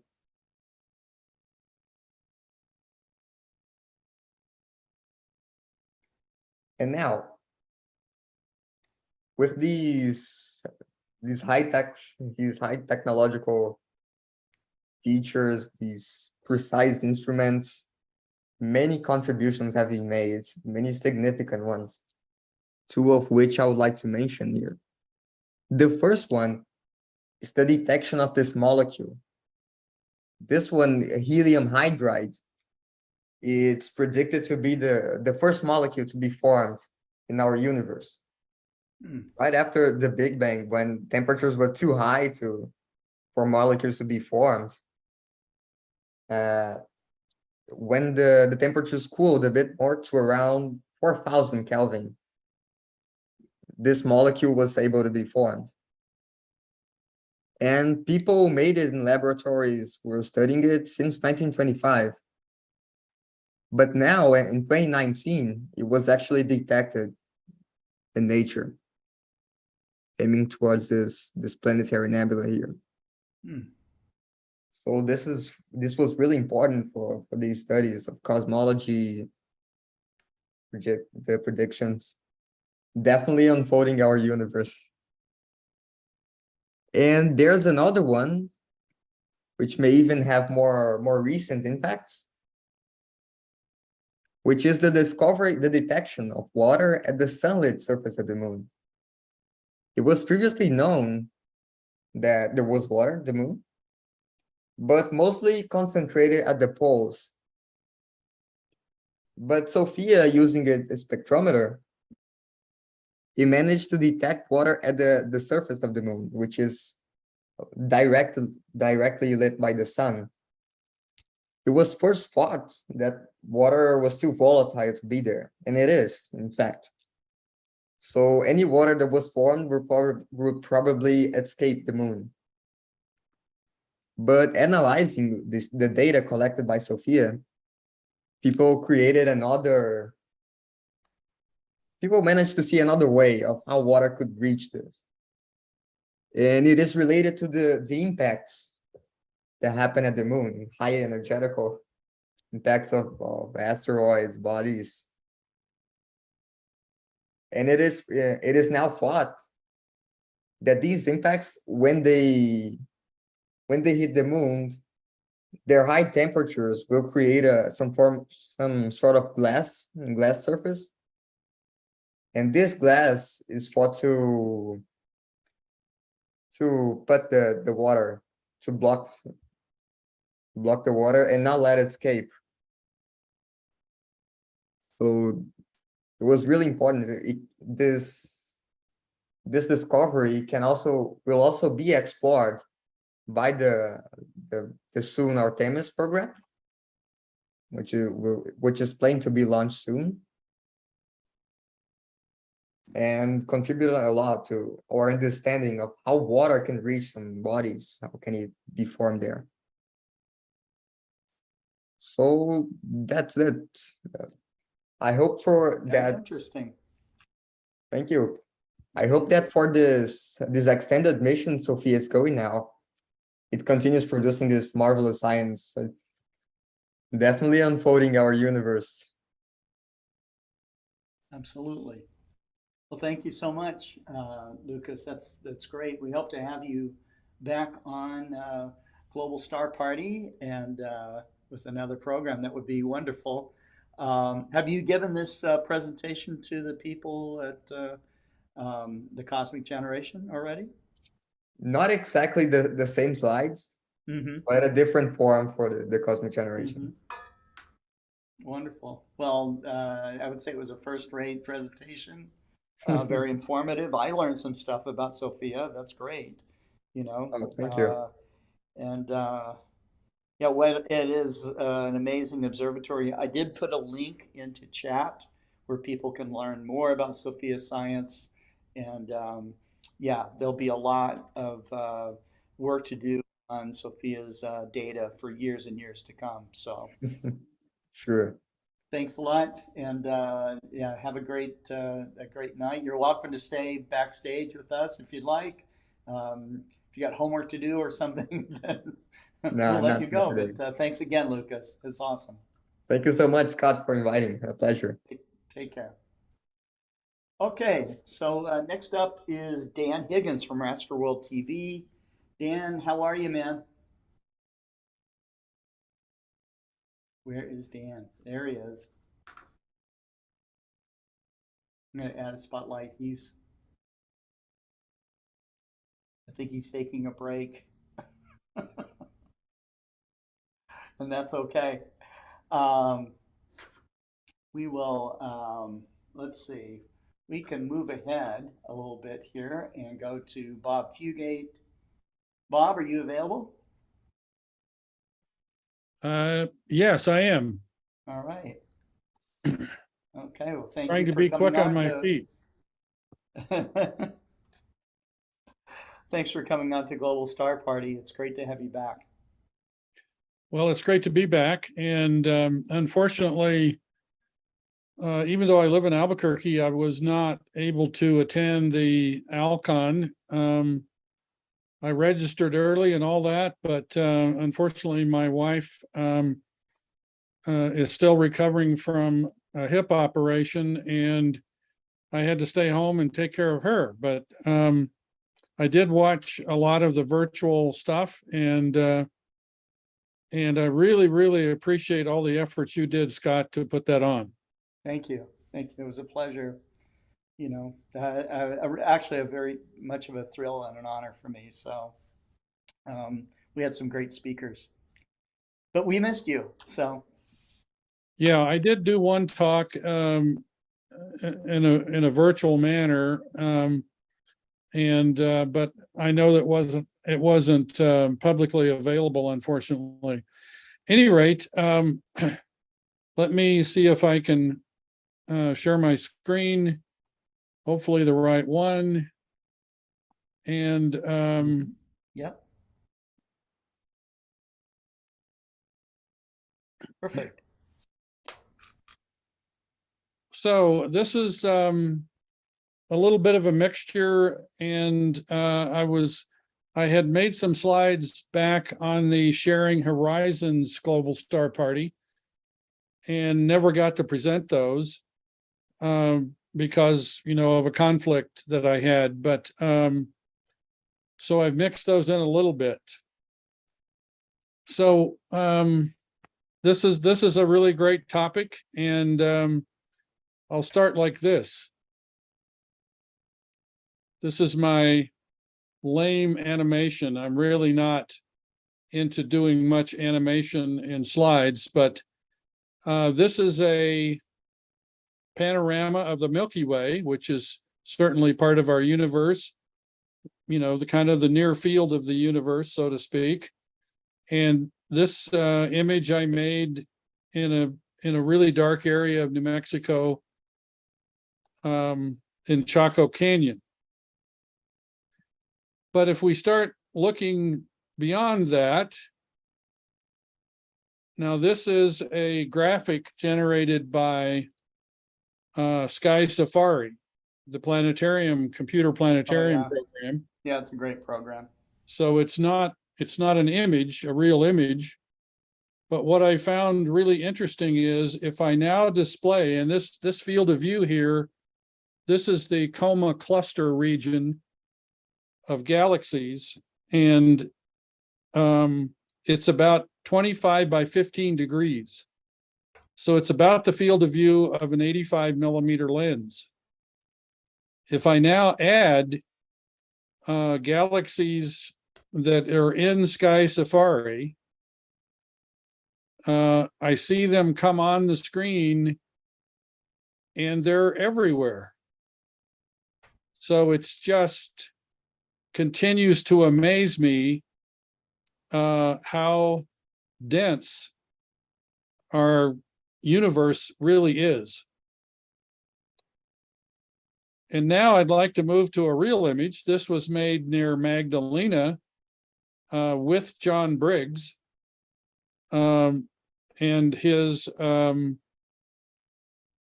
telescope there that we were at the time operating remotely.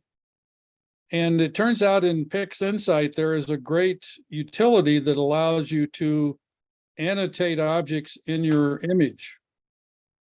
Once you've plate solved the image, it just goes out and looks up various catalogs and puts those on the image. And so if I put the galaxies on this image, we see there are a lot. Oh. And this is about a 3-degree field of view.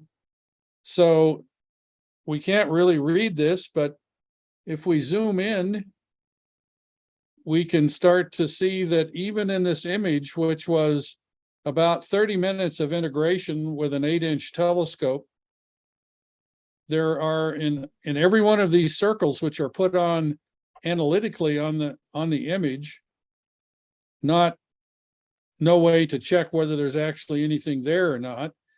But we see that in almost every one of these cases, we've detected a galaxy. And these are typically tens to hundreds of millions of light years away. So again, a really sort of mind-boggling, you know, with your own small piece of equipment, that you can see this sort of thing. It's like someone was mentioning being connected to James Webb. This is something similar to that. So I thought I might show some images around New Mexico, since Alcon was just here. One of the places they visited was the VLA. So here's a shot. I don't remember when I took this, but one of the features of the VLA is it works in the daytime and it works when it's cloudy. So that's a big advantage over a lot of us optical astronomers. But when it gets to be nighttime, it does make a gorgeous picture when the clouds go away and the stars come out. It's beautiful. So this is a picture of the VLA from Mount Withington, which is very nearby. It's between Magdalena and the VLA and a bit south. And if you look along, if you can see it in the picture, you can see the antennas that in this image, they're quite widely spaced. Here's one leg. Here's another leg that goes out of the frame. And here's the third leg coming along this direction. So from Mount Withington, I thought it was interesting as the sun sets and the universe unfolds, how that looks. So here's looking off to the horizon. And then when the sun gets very low and the sun has now set,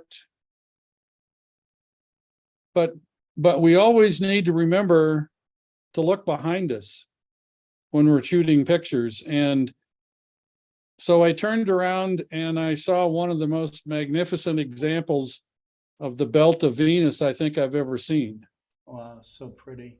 As you may know, this dark band just below the magenta color is the shadow of the Earth. And what we see here is the atmosphere illuminated in sort of a terminator mode. And the reason it's pink is because of Rayleigh scattering. All the blue light has been scattered out. And what was so amazing about this event is the whole landscape was pink. And it just kind of blew me away.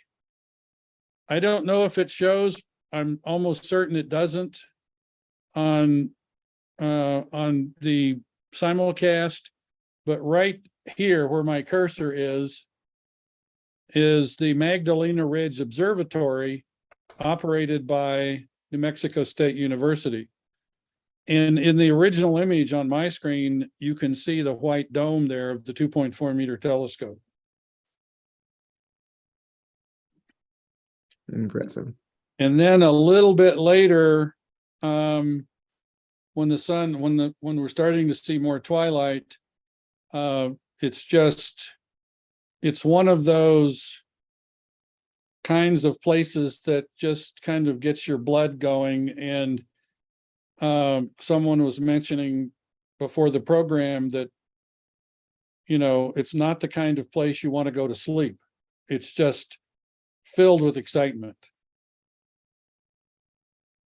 So a little north of Albuquerque is a place called Cabazon. It's a volcanic core remnant. And I was there one year to shoot the meteor shower and the Perseids. And of course, it's monsoon season now, and there's clouds and thunderstorms. So what I got instead was a storm in the desert. An incredible landscape. Oh, yeah. It's just, but even during the storm, the Milky Way just sometimes pops out. Yeah. And so we've got a big downpour over here. We've got lightning and the Milky Way. Really quite the combination. Stunning. Proud of that one. That's great. Fantastic. And this is Cabazon with the Milky Way. Wow. And this glow here about 50 miles away is Albuquerque. So it's pretty dark there. It's probably a Bortle 2 to 3. Very nice. So the Milky Way in New Mexico in the landscape is just filled with opportunities. And this is actually Magdalena. And I'm standing at John Briggs Observatory here, looking to the southeast at the Milky Way. And one of the things that the folks in Magdalena are concerned about is light pollution. And you can see light on the hills here coming from the sodium lamps in Magdalena. So that's something that they're actively working on. I'm just amazed about the contrast. It's awesome. Thank you. This is the Milky Way at Chaco Canyon, which is a Bortle 1 location, at least occasionally. And you see lots of air glow in the image as well. So this is Fugate Butte, where there are solstice markers that were, put up by moving rocks in place and setting them at the right angles. And this was done 1,000 years ago or more. And it's quite amazing. There are a lot of astronomical markers in Chaco Canyon. That's beautiful. And this is another part of the New Mexico desert that's a little bit north and west of Albuquerque.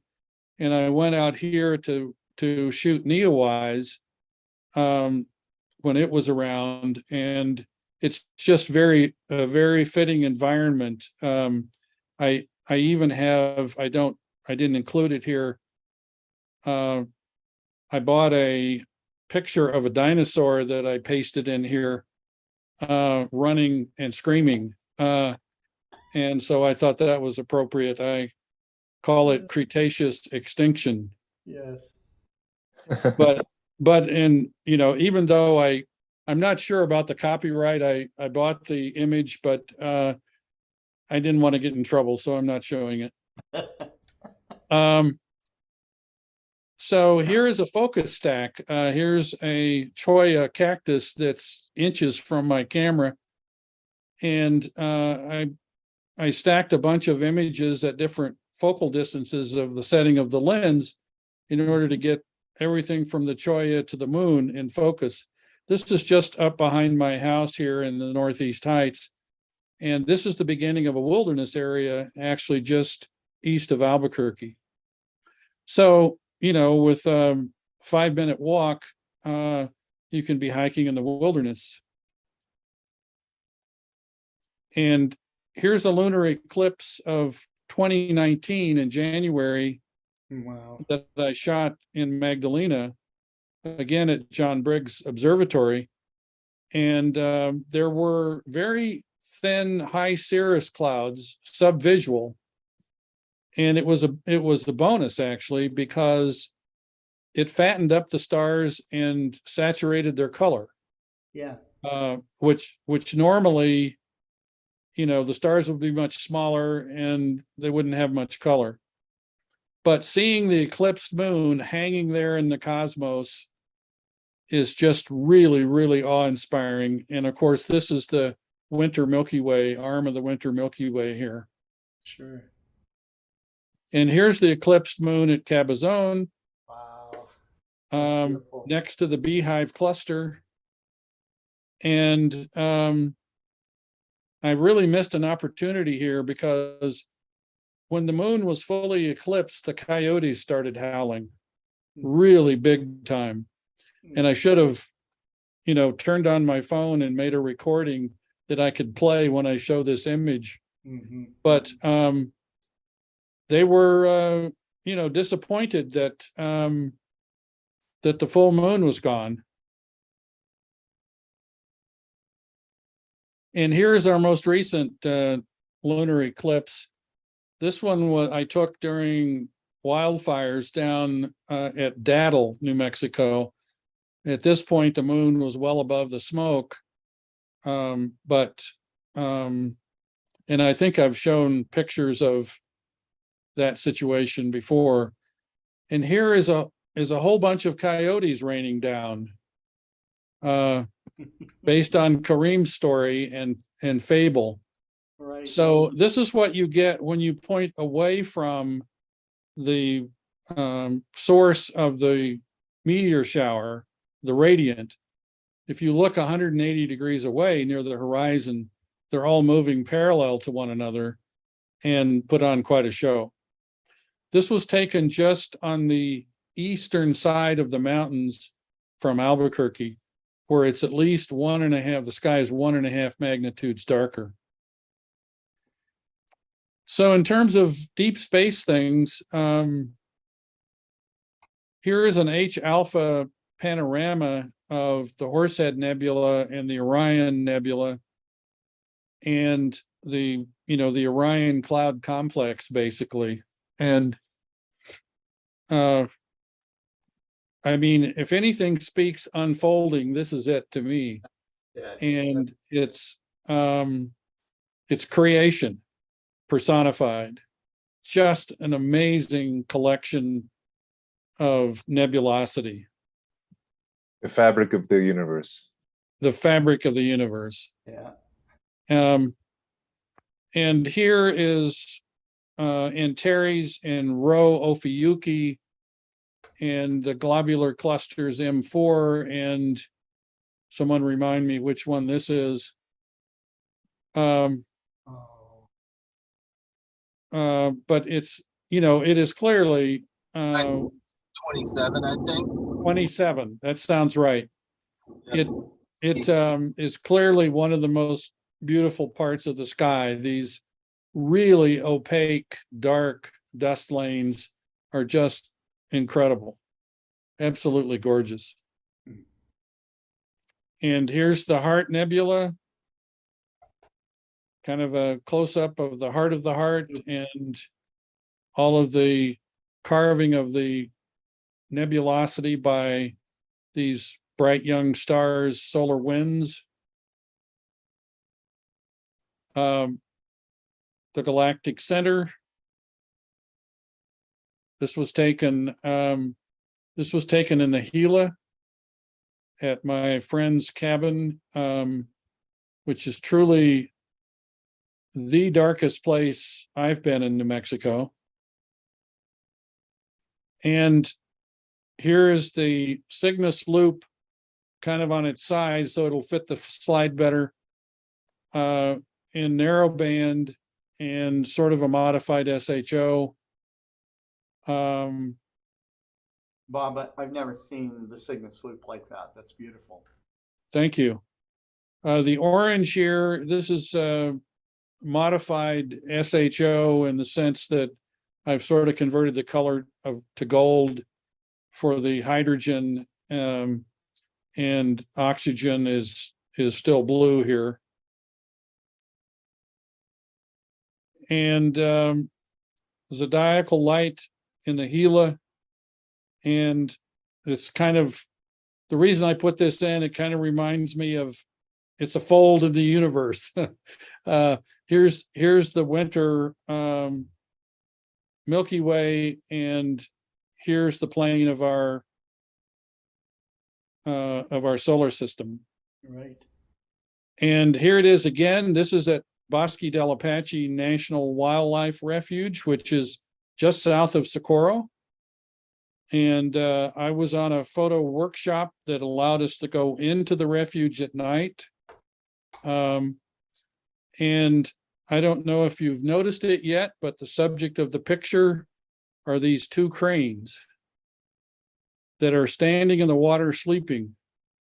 Their heads are tucked under their wings, and they're just enjoying the evening. The cranes stand and sleep in the water because the coyotes will not go in the water at night. And so it's a safety mechanism. So this picture was taken about an hour after sunset, but even an hour after sunset, you can see the remnants of the sun. And the bright star is reflected in the water, which is perfectly still. So that's what I have. That was mind-blowing. Beautiful. That was beautiful. Thank you. Thank you, Bob. I mean, it's a whole new level. I mean, I have to first of all thank Scott for giving Bob this forum to be able to show these absolutely incredibly mind-blowing images that are absolutely world-class and capturing those moments, and it's awesome, Bob. It's awesome. And thank you, Scott, for making that happen. All the presenters here, because you are what make Global Star Party. So Bob, I have a question about the the exposure time on some of those where you had a combined Milky Way core and Rho Ophiuchi. Yes. About how long? Let's see. For the Rho Ophiuchi picture, that was 37 minutes of total exposure through a Takahashi Epsilon 180 ED and a Nikon D850. All right. So the Epsilon is f2.8 and it's almost 8 inches, 180 millimeters. So that's a pretty fast telescope.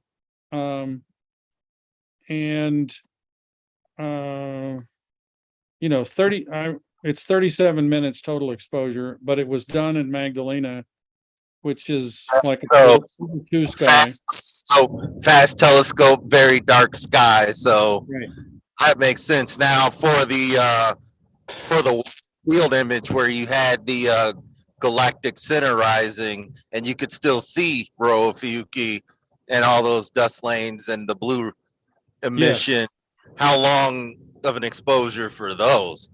Not that much longer. I was shooting fast primes, typically f1.4 primes that I shoot at f1.8, and those pictures total integration time typically is 35 to 45 minutes. Okay. So and I typically shoot one minute exposure. So it definitely, you had some integration on that sky, and then you took your shot for the ground and combined them. So okay. Now the last picture of the Bosque with the birds in it is a single 20-second exposure at ISO 6400. Because I was in a workshop group, I was not able to make lots of exposures. Right. So we just did one exposure at high ISO. Yep, and then clean it up a little bit and post. Yes. Get a beautiful picture. Yep. Yeah, I found. Yeah, thanks to, and I mentioned it for Global Star Party.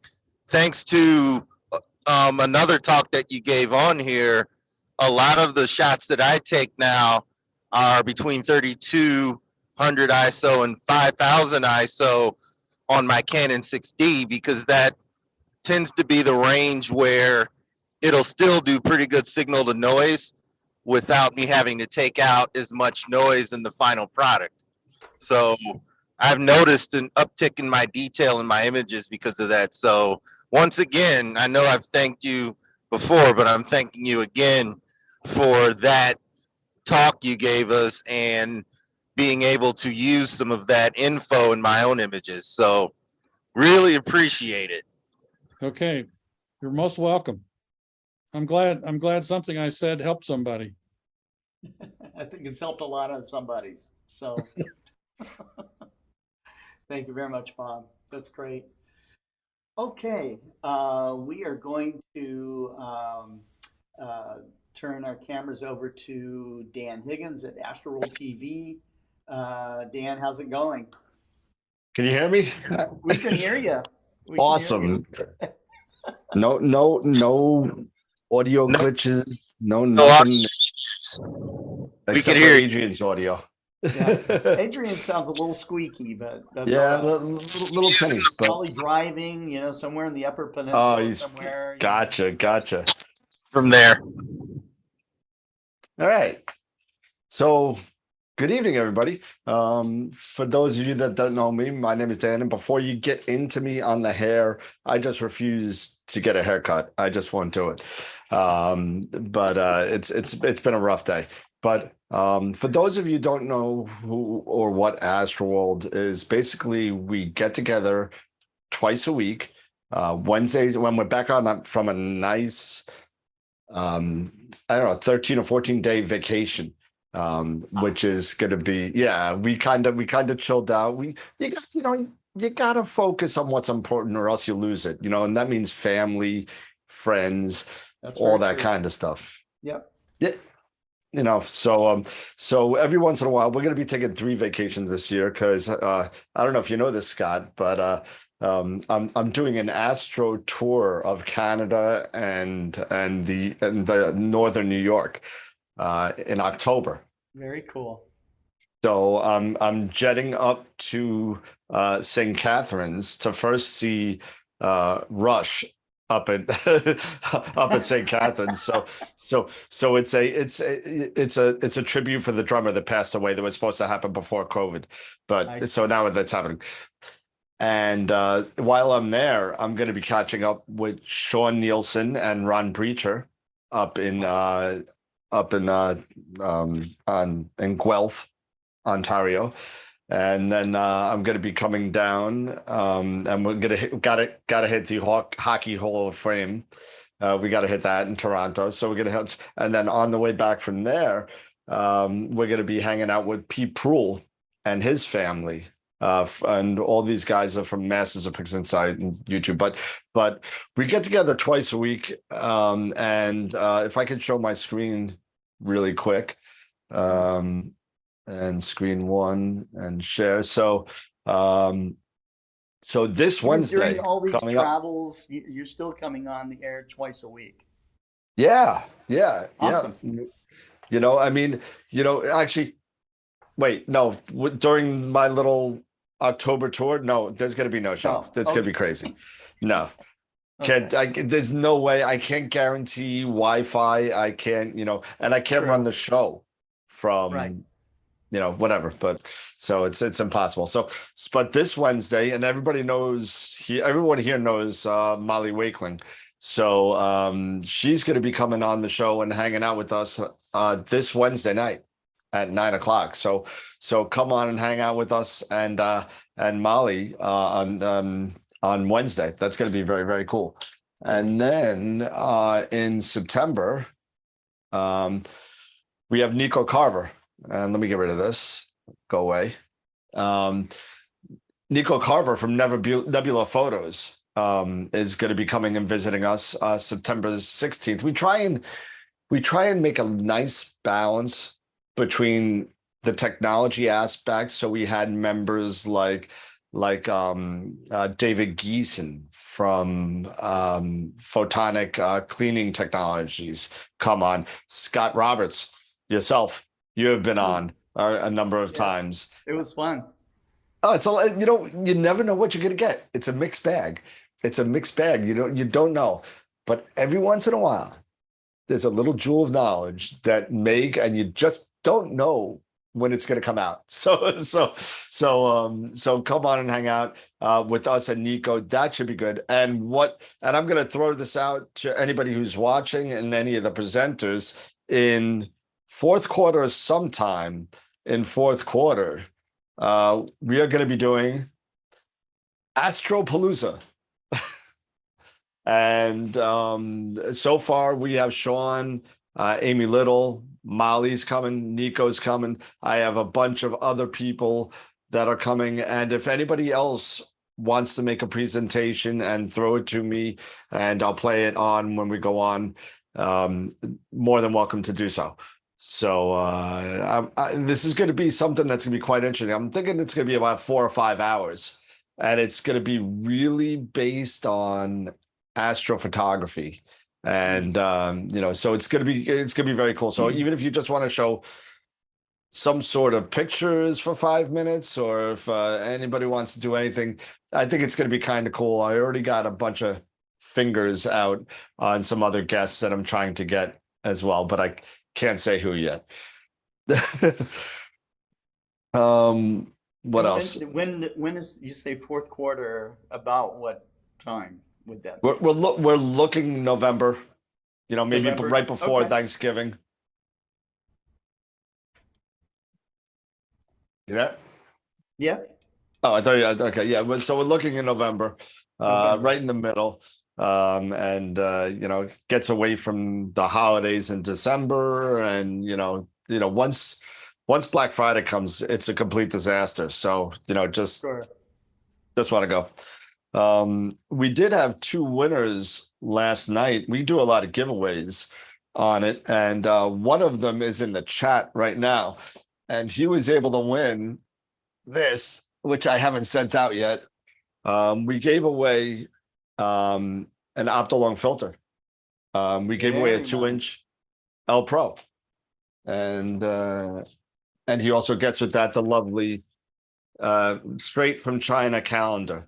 And that comes without the long. So congratulations to Norm Hughes. Hello, Newman. Oh yeah, that's great. Yeah, so Congratulations, Norm Norm. Hughes won it last night. And what else? What else? Molly and Nico. Oh, we came up with an idea last night about it's a spinoff of something I saw on Discord. We're going to be doing a contest, and if anybody wants the link for the contest, let me know. We are doing a contest, and it's going to be called, I had to write it down because it's the most interestingly messed up astrophoto contest. So we're going to be More messed doing up that. than most astrophoto contests that happen in the world. What's that? More messed up than most astrophoto contests that happen in the world. No, but it can't be messed up because it's bad.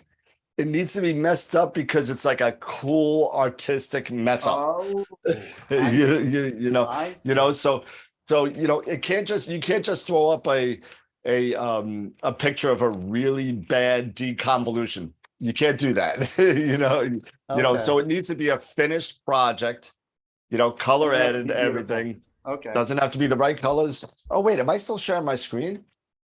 Yes. Oh, man. There we go. Sorry about that. You were looking at that screen the whole time? Yeah. Well, a little picture of you is on the side. So. Oh, okay. But yeah, so we're going to be doing that.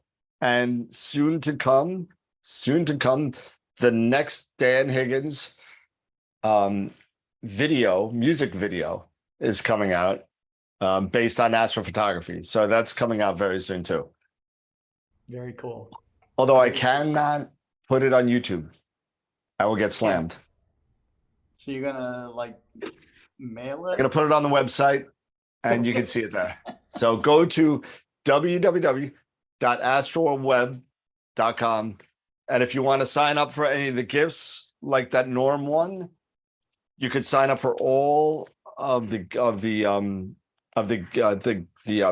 giveaways there. We also just gave away this.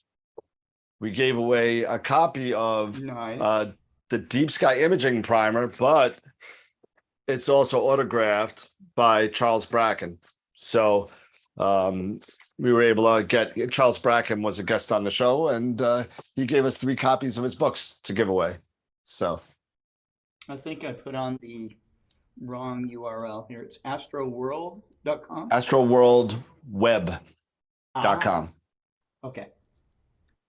Let me fix that. That's all right. I only get about 3 or 4 visitors a day, so it's okay.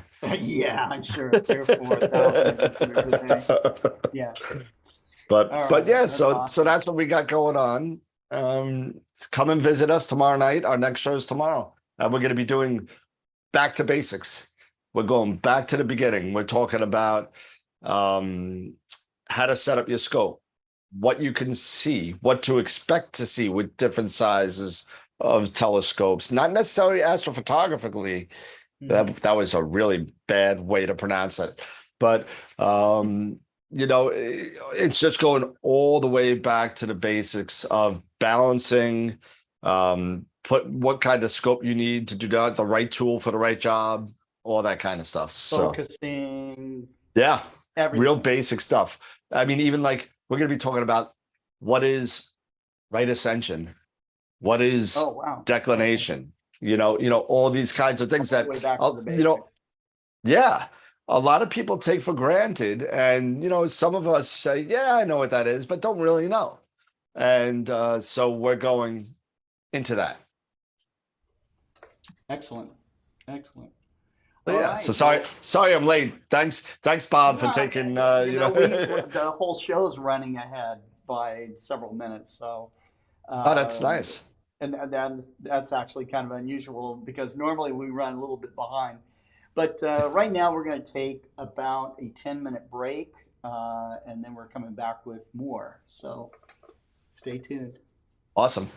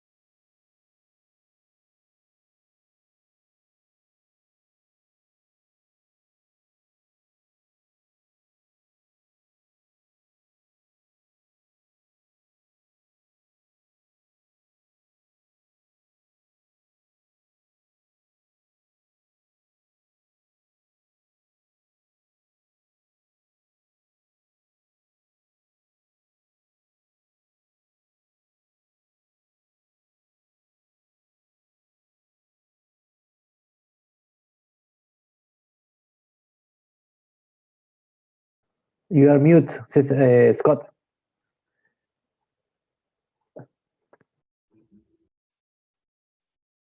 Hi.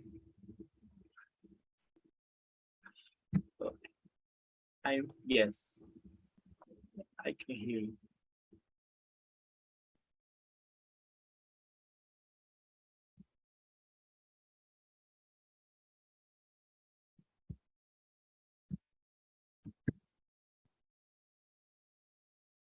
Can you hear me? Yes, Okay. we can Okay. hear Okay. you, Cesar, but Yes. we can hear Scott. Yes, I can No. hear Scott. Yeah, yes. We can hear you. Well, I can hear you both. How about that? Can you hear me Yeah. now? Okay, okay. Yes, I can hear you now, Scott. Good night to everyone. Yeah. Can you hear me good? Yeah. Yeah. We can all I hear. noticed I unmuted everything, and then I saw this other mute button, which is even a third mute button here on my system. So anyhow. Yes, I had the same problem now that I forget change the system the speaker that you use, or yes, it's for me it's the same mess. Yeah. Well, this is the polluted sky from Buenos This is your Aires. night tonight, huh? Yes, we have. First of all, I choose maybe I make a bad choosing because instead my RC, my Bridge Cretier 8-inch telescope, I choose the 100. Let me show you. That is beautiful and work very, very well. But in a night where we have with the Exos 100, sorry, this is my gear tonight. Mm-hmm. It's the same of the last night that I made a picture of Omega Centauri, with the camera that is let me show you if I can, a camera, a regular planetary camera, color camera, and well, actually I wasn't ready for tonight to get my go-to alignment and for make some pictures, but actually I can, if I can share the image that I have now is in the polar south polar area here. Nice. Yes, I can show you. This is the two stars that are the same that you can see. You can see the stellarium not. Maybe I can choose the. No, we are working. Yes, I need to. chart. Yes, I need to. Sure, I need to show you. Screen again. Yes. The Here South is the Pole area. region, huh? Yeah, the South Pole. Yes. Where we have here this this area where we have these two. Those two stars. Okay. Yeah. Yes. Wow. So it's right. Polaris Australis. Not quite in the middle of those three, but it's yeah. pretty Yes. close. Absolutely. And let me show you. Share. We can switch to the image again. So Cesar, maybe you can describe a little bit on how you do a rough polar alignment in the Southern Hemisphere. Yes, yes. It's really normally we don't use the Sigma Octantis star. Maybe it's one of these. Let me show you where is the polar.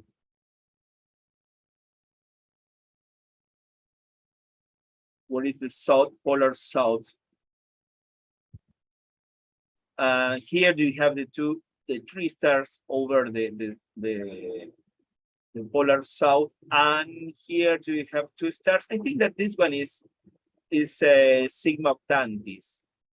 One of these is. Yes, that's right.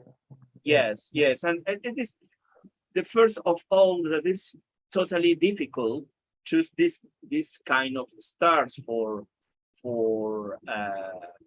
made a roughly polar alignment, and we use more the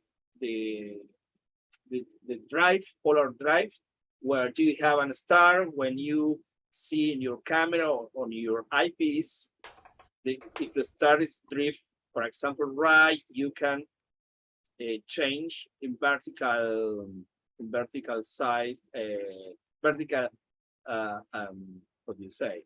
Well, ever is 90 degrees to the drift of your star normally. In azimuth. You In move it. azimuth, yeah. And here you can see the shark cap, the image, okay? Well, here you have, yes, because you don't have a star very easy to find, but returning to stellarium, the best way that we have is the first for roughly alignment is, let me show you.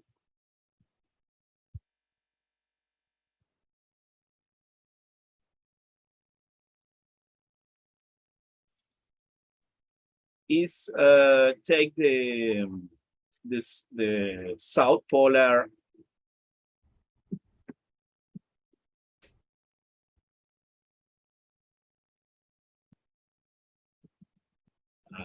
okay.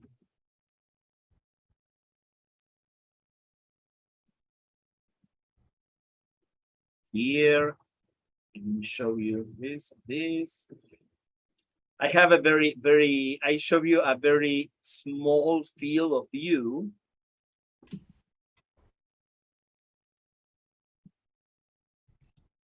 And normally we use this. Here you have the Cruls, and you can use between to know the first thing that you need to know is this large of the large axis of the Southern Cross. You need to extend 3 times and half to have this area. It's something that we may, sometimes we did with our open hand, or you can use. It's something that I learned in the book of David Levy, Skywatch. I say, oh yes, this is great. It's the first thing that we make here in Argentina or Chile. We see the Southern Cross and extend 3 times and half more, and here you have the line of the real south. This is the first thing that you can use for put your telescope in the south. Of course, that for astrophotography we need a lot of things more, or tools like I show you in a free software like SharkCap or another ones, where you have a very easy steps to show with the image where is the southern pole. The tool that I showed you is very easy, because you can first of all, you can put your telescope in for example, you can make the go-to, and you can go with a 0 and the position with your go-to of your south pole, and you can finish moving only, not the telescope, not only the azimuth and altitude adjustment for the of the mount, the equatorial mount, and you have a very fast method to have alignment, polar alignment, more, of course, more accurate for astrophotography. And this is something that today is every time is more easy to have. For example, if I move, I'll move, for example, let me show you here. Well, in this mode, I don't have the azimuth fine adjustment, but I have the altitude for polar, and I can show you how the software detected the movements and changed the position of the pole. I see. That's very handy. It is absolutely handy, and it's easy to use. For example, many people told me that sometimes if I don't have a micromet mechanism to change the position, in the horizontal, the azimuth adjustment, you can take gently a little and you can get a great position. But if you have the micrometric adjustment, of course, that is more easy. But it's something that you have. First, for this, you have a great start to make a go-to alignment again, and you can get maybe 1 minute, for example, for this focal distance. Maybe you have 1 minute without star trails. You have around the stars in your picture, in your single picture. If you make a great alignment, and you have maybe for example, sometimes you in the cities, or the system that we use, like Nico the Hammer use, is very short photographies, and you don't need a very roughly polar alignment, and you can use maybe 5 seconds in each picture. And again, I'm using a planetary camera. This is a new age where the sensors that mostly of the new models of planetary camera use are back illuminate pixels and big size pixels that are that have a great capacity to catch the light, for catching the light. And this is something that you can use. Think of in this kind of things. First of all, we have an optics where it's an easy or an entry-level optics where you have a 4.5 inches only, and you have very short focal razor or focal ratio. Sorry. You have a big it's a really big support from your instruments to make these kind of things. If you think that you can see in the middle of the city a few numbers of stars, of course, but you can detect between the buildings, you can detect stars. It's really great. It's really great. Well, tonight is not for especially image, but are great for techniques. Yes. Yeah, that's great. Hey, yes. I found something and put a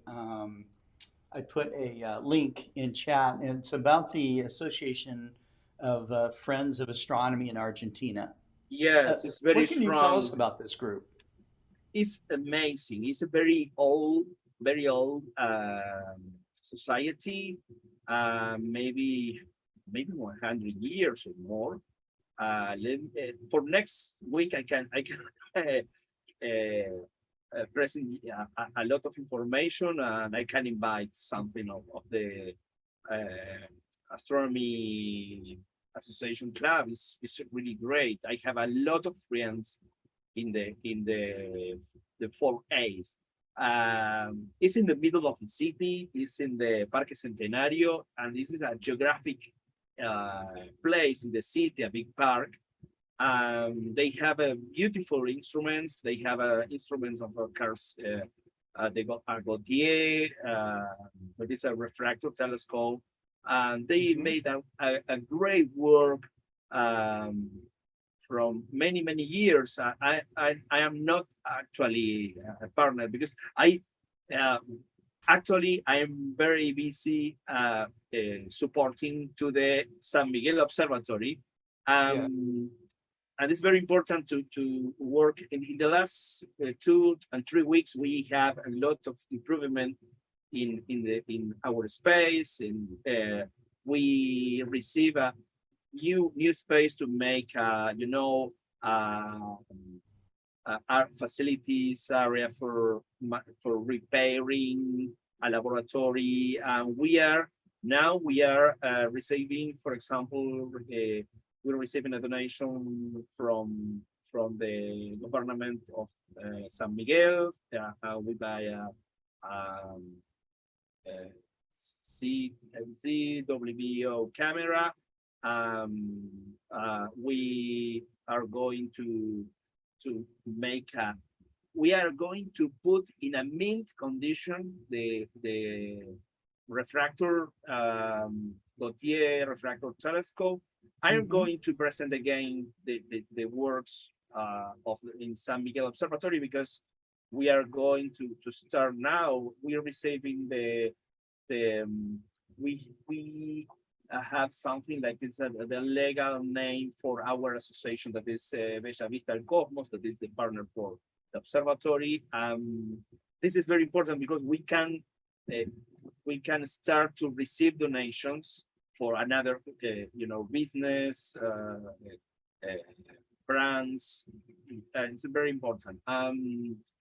We can start to make a real things to repair and restore the instruments. This will be a real change in our work, because that in the last 2 years we received the big place, and the place have a real owner, if from the Air Force, or if is of from the municipality or government of San Miguel. And actually it's going to be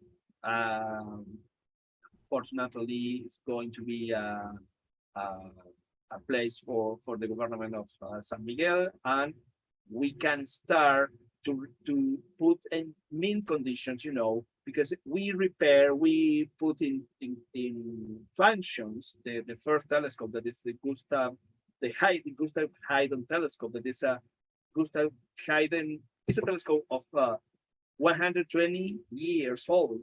Wow. And we are using, actually, it's a refractor of, I think that is maybe, sorry that I don't remember now, but it's around the 6 inches telescope. Maybe you remember that this is the telescope that have the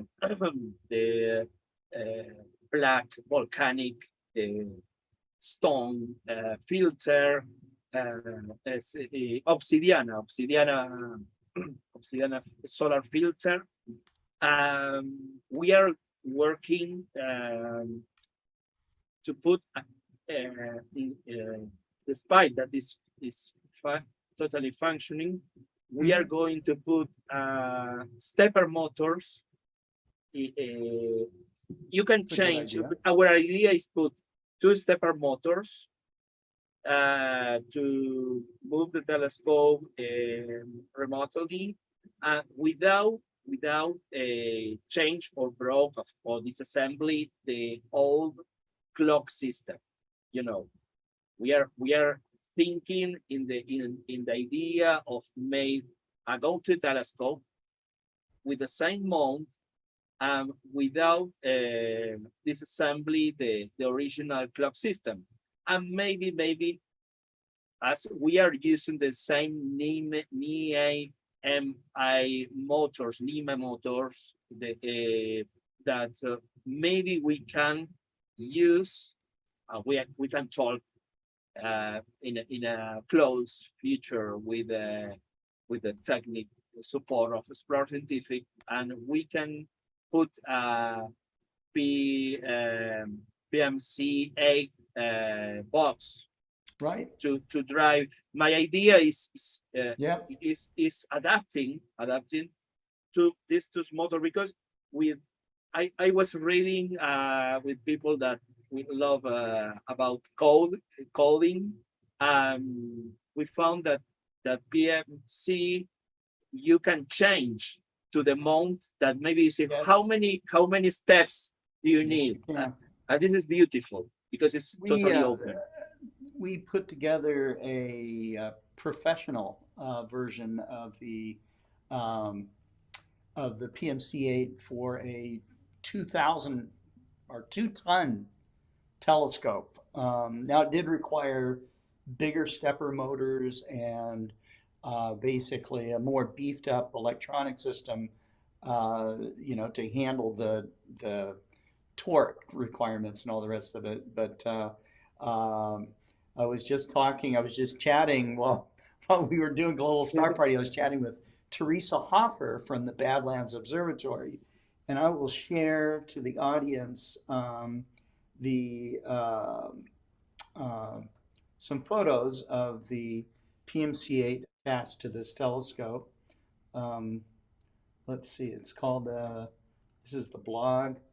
It's a new telescope system, or a new telescope control system, and this is the pro version of the PMC8. And so we think that we could control very large telescopes with it if necessary. So yes, old ones, new ones, big and yes. small. Yeah, Yeah, this is the great side of the design of the system. Something that it is really great, because I know that now the Titan mount is available to drive with the PMC. Yeah. Yes, this is great. This is great.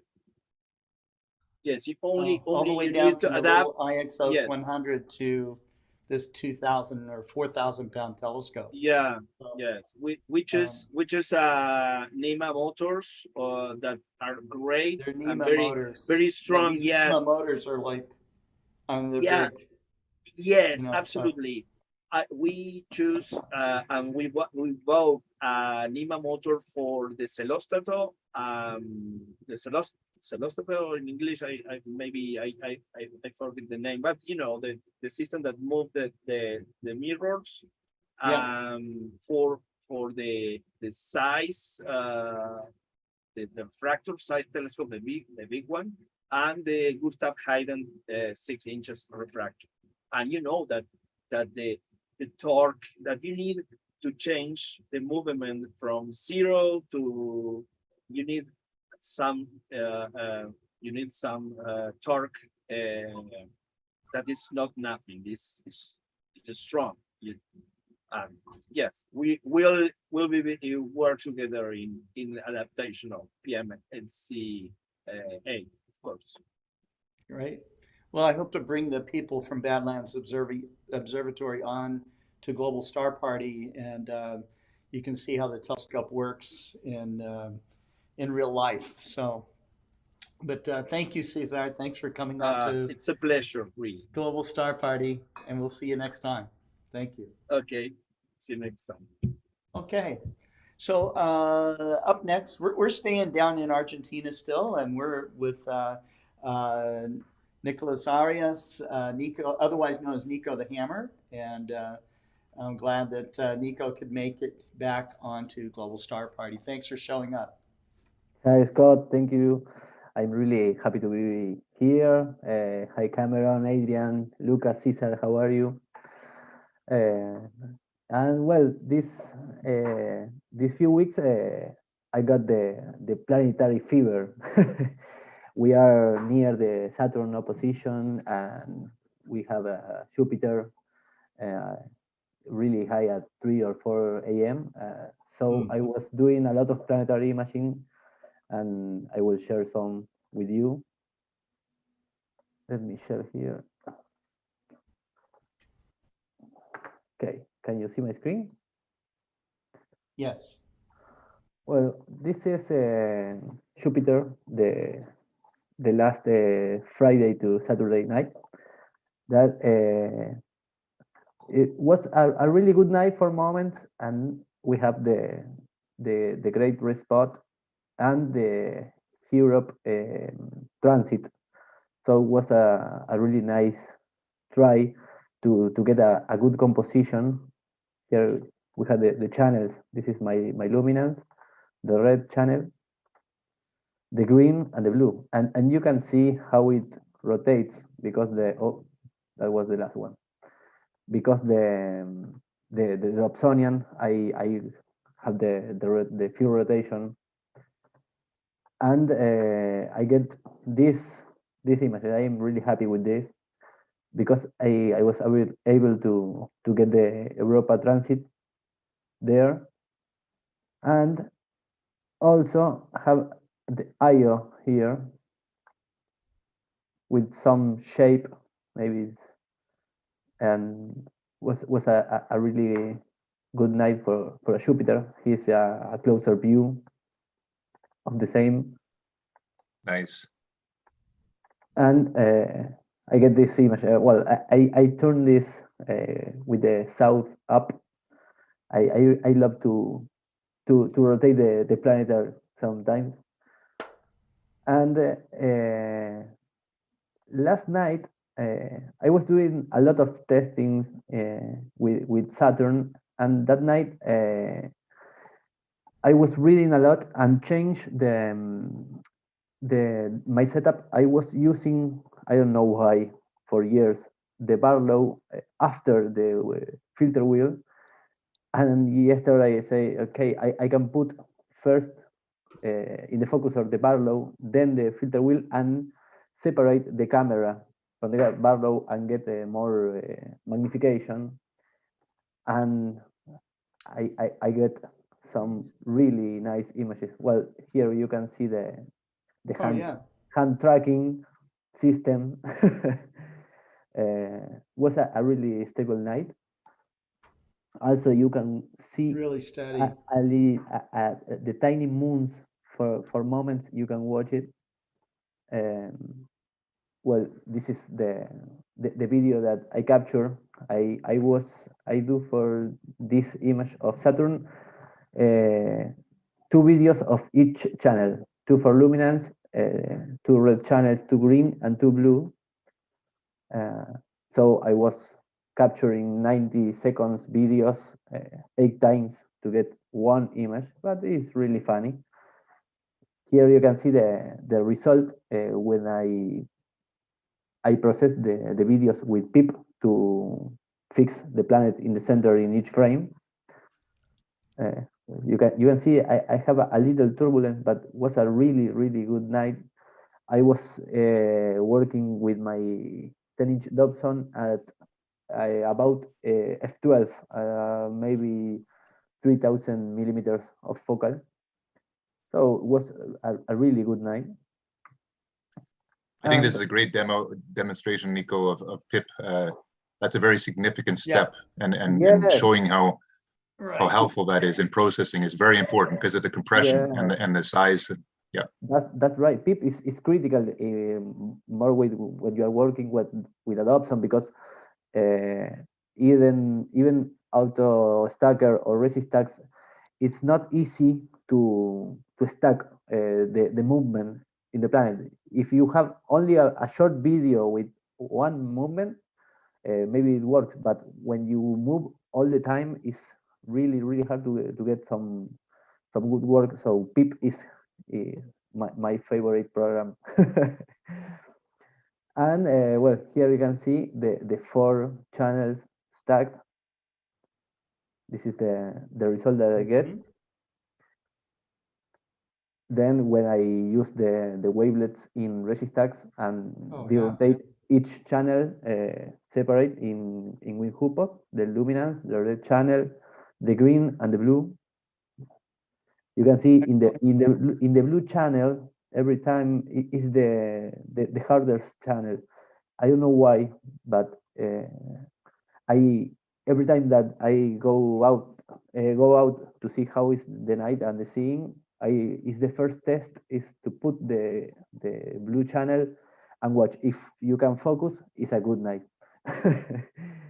If you can't focus, the blue channel is really hard. And this is the LRGB image that rotate all together, but Beautiful. with no post-processing. And in the post-processing, I think that is my best Saturn image till today. I'm really happy. I finished the processing today, and this is the result. Yeah, I think that's your best image. It looks beautiful. Thank you, camera. That is awesome. Wow. I'm really happy with the result. You can see I would say that's the moons, and I get details in the south that is the first time I get this kind of detail. definitely. You can even see some of the superior-class festoons planetary in the south a imaging little right bit. there. Yes, This is great. This is the other one with the north up. So I was stuck this morning when I stuck all the images and see this and say, wow, this is amazing, and all the work really works. So this is my second image that I report to Alpo Japan too. So I'm really happy. This was a really nice week for planetary imaging here. Super. So, Look at the again, E-ring. I love it. It's a masterpiece. I love the inner E-ring as well. Right. Nice and shaded hand tracking. Very subtle, just beautiful. It's really happy. It's really funny when you talk to someone and say, no, I do the hand tracking now. They say you point and then but Nico, you also show. No, I didn't have the motors. You showed. Awesome. Yes, it's really fun. You show the building blocks though as well, right? I mean, that's I think again, you know, you did it all very smart. You know, you said, okay, well, you don't worry about how accurate the tracking is initially because you know you have PIP to line it all up. Yeah, and then you have Registax to handle all the wavelets. And so if you know the right sequence, then you can really look at the way you've done. This is fantastic. This is great. Yes, great inspiration. even with any mount, maybe some people have an equatorial mount with a new scope and have no go-to or no drives. You can actually keep moving really slow the array movement, and you can manually tracking. Yeah, just manually rotate the right ascension. Yeah. Now, Nico, how long did it take you to really get this good at hand tracking? It was test and test and test. You know, I have. I always say you keep learning and learn what are your limitations. And for planetary imaging, forget a nice movement or an easy movement. I need to wait the planet to get above 60 degrees near the meridian, because if the planet is moving up or moving down, you have to do a lot more movements, and it's really hard. As you can see in the videos, I wait for Saturn to get almost in the meridian, so I made my movements only in azimuth and not that hard in altitude. And this is really hard when you try to capture with the planet. I don't know, maybe 45 degrees at the east, and you need to move up you probably lost the planet in the field of view. It's really not every captures is like this. I mean, last night I was capturing maybe for an hour and a half. I made four sequences of all the channels, and I get this from one of them. So Right. it takes work. By doing what if you've done, you- you've if broken you the enjoy- barrier. You've broken the barrier for a lot of people, I think, by demonstrating this, Nico, because you know, what obviously this you've done this with lots of practice and that, but Yeah. you can, you know, I think a lot of people can try this out for themselves and you know, get some more experience with it. But this is very inspirational. I think a lot of people have Yeah. access to this capability. And as we always said that we live in a golden age of the astronomy, because we have all the technology and software processing is more easy. I am using a QH-Y5 camera. It's a guided camera, not even a planetary camera, and this guided camera works great. So it's about try and keep learning. Right. Fantastic. Okay, that was all Fantastic. for me tonight, Scott. Thank you so much. Nico, thank you so much. That's awesome. Thank I you. will be here with you. Okay, thanks a lot. Okay, all right. So Awesome. our next speaker is Adrian Bradley, who's going to share Hello, everyone. his nightscapes with us, as he usually does. Thanks for coming back on to Global Star Party. Yep, and thank you, by the way, for presenting at the Astronomical League conference too. it was an honor to present, and I just went with something. Each time I present, I just basically rattle off what I've been learning and experiencing as I've been doing imaging. And today I got an opportunity to show a prototype of this Also, we book can here. see is your background. It's My black and background blue. is killing it, isn't it? Yeah, it's I'm gonna have to turn my background off, so you're gonna have to see the mess behind it, but I can do that. Okay. Let's go to virtual backgrounds. I should be able to click none. Okay, so now you have this That's gray, fine. and this is Nice. That's the book, huh? that's the book that I'm. Yeah, congratulations. Yep, that's me in the back. I know I've shown this on Global Star. I think just about all of these. That I've came shown out on Global actually Star very Party. nice. Look at that. Yeah, and I took it up to. I should get it in front of the camera. I took this up to the actual lighthouse and the Lighthouse Society that works with it, and they loved it. They're looking forward to me bringing some copies so that they can sell, as well as I decided I would do a canvas of of one of these images, or perhaps one of the other images that are not in this book. And it just needs a few corrections, and then I'll be taking some, and then I'll be figuring out how to make it available for all of you to order if you would like it. Right now it's at a paltry $30 fee, and I can ship it to you because it cost me $20 to make. There you So go. Amazing. that's Probably $10. I'm showing you the math of how I arrived at $30 for a 30-page book. And as it says in the end, I hope that you know, think of this place as not just a daytime destination, but some place to go at night. And I was thrilled when they said, we'd love to do some sort of astronomy night here. We'd love to have astronomers come. I had the lowbrow astronomers. I'm a member of the Warren Astronomical Society, as well as the Royal Astronomical Society of Canada and Great Lakes Association of Astronomy Clubs, which is, you know, comprises of a member of all of the Southeast Michigan clubs. So a member of a lot of clubs, but I wore my university lowbrow hat, and that triggered their interest in seeing, you know, having a night sky event at the park. And even better, one of the members there then told me, well, here's how you turn off the lights here if you ever want to come and image. That was that's the was that was the awesome. key, right? So That that's was awesome.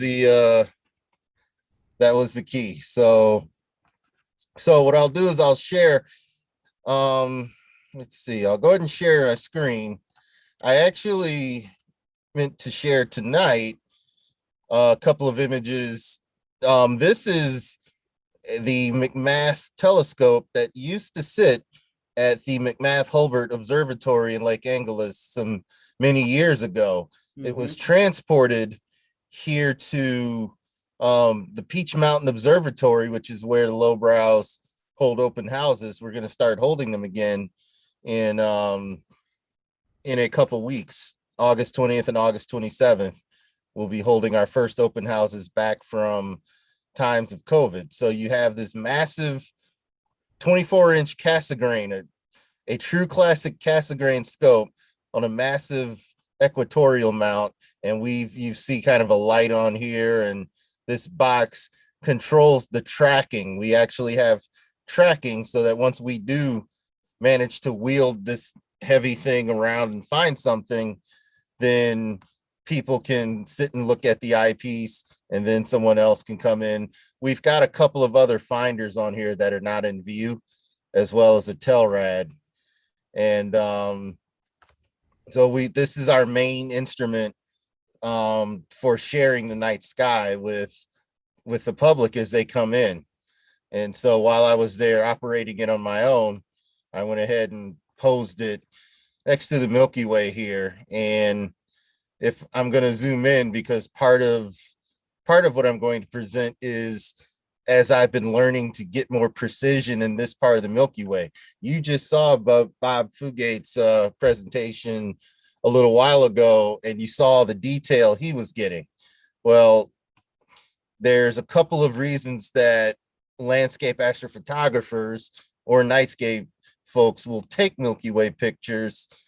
One is just to see if they can do it. Now, this is, I believe, a 10-inch refractor. This is one of my other clubs that I'm in, the Warren Astronomical Society.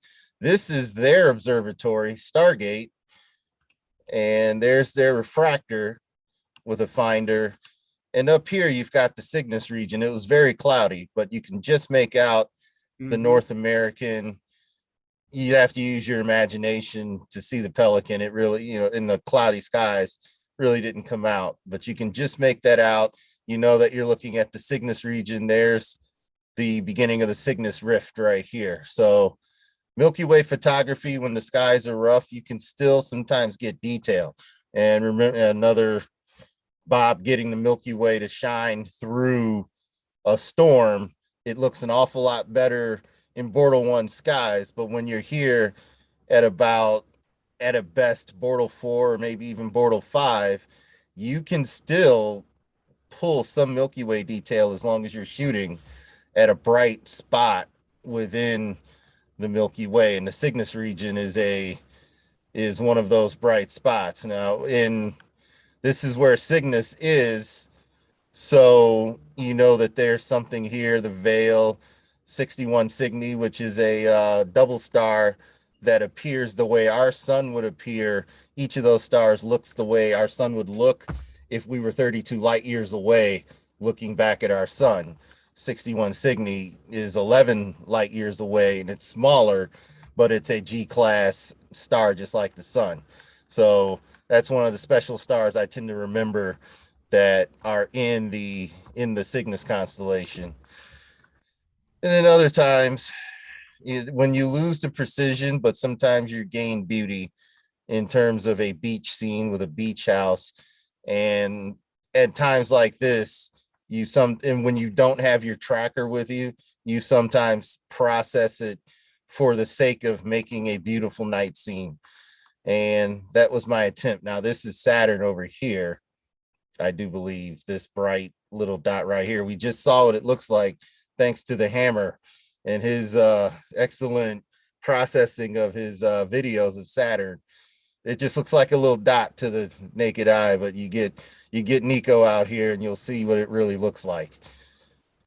And so now 2 different images. This was a single image. We had photographers from one of my photography clubs that I'm in come out. This particular gentleman, and it's pretty, all 3 of the gentlemen down here. Tom Eagle is the ghost down here. Dennis Hallilay was shooting, and Keith Matz, who stood still for 20 seconds as I took this photo of, this is our observatory, Peach Mountain, and you can barely see part of the telescope pointed at something. I love those kinds of shots. That's Yep. beautiful. So you have life, you have the sky. You don't have much Milky Way precision here, but maybe you don't really need it so much because of the overall scene. It's a really nice capture. Nice photo, Yeah. Adrian. Yeah, it looks like a painting. Yeah, exactly. And that's a lot of times that's how I process it. And I do believe this is Brian Ottom over here, also a really good imager. And this is another one of his tracking units that he brought. So there's good Milky Way shooters from Michigan in this area. You can see some of the people. So compared with the photo I took the next night, no one's here, and I made a panorama of it. It looks lonely because you've just seen the other photo. But if you go into the Milky Way, all of a sudden, there's a lot more detail because I did a panorama with a 35 millimeter lens, and this is about 20 to 22 panels of a panorama. Some I had to throw out, and I retook a couple of others on the spot. I ended up with these little black holes here, just because of the way that it's processed. So there's more work to do in learning how to, there's no black hole where it should be, which is right in here. But nice work at stitching, Adrian. yeah, they're stitching artifacts that are here, or noise reduction. So more work to do. However, you're seeing some detail, like the shape of the Omega Nebula shows up. That's true. And it'd be really cool, Adrian. Yeah, is you do the same thing, but you do it for the Perseid, when the Perseid meteor showers. Yeah, if the moon wasn't full. Yes, I know. Yeah, it's going full tonight, and there's going to be a bit of a 2-hour window before the late moon rises. The next couple of days, so there you yet may be able to get some Perseids. That was nice eagle and yeah, one. the eagle and the Omega, and I actually the wild duck was in there too. So now Okie-Tex, which is where I'm going to go for star parties. Not all photos, when you rush photos, you end up with something like this, but I figured I'd try to give the Big Dipper some love because I could actually see it. But processing skills change over time. I think I still have value in a lot of the images that I took and processed, but I've recently gone back through and reprocessed them with some things that I know, just to see what I could do. So this is a pretty good representation of what Okie-Tex looks like to the eye. This is, you look up, you'll see the Milky Way coming in. You'll actually see the small Sagittarius star cloud. You'll actually see the Lagoon M8.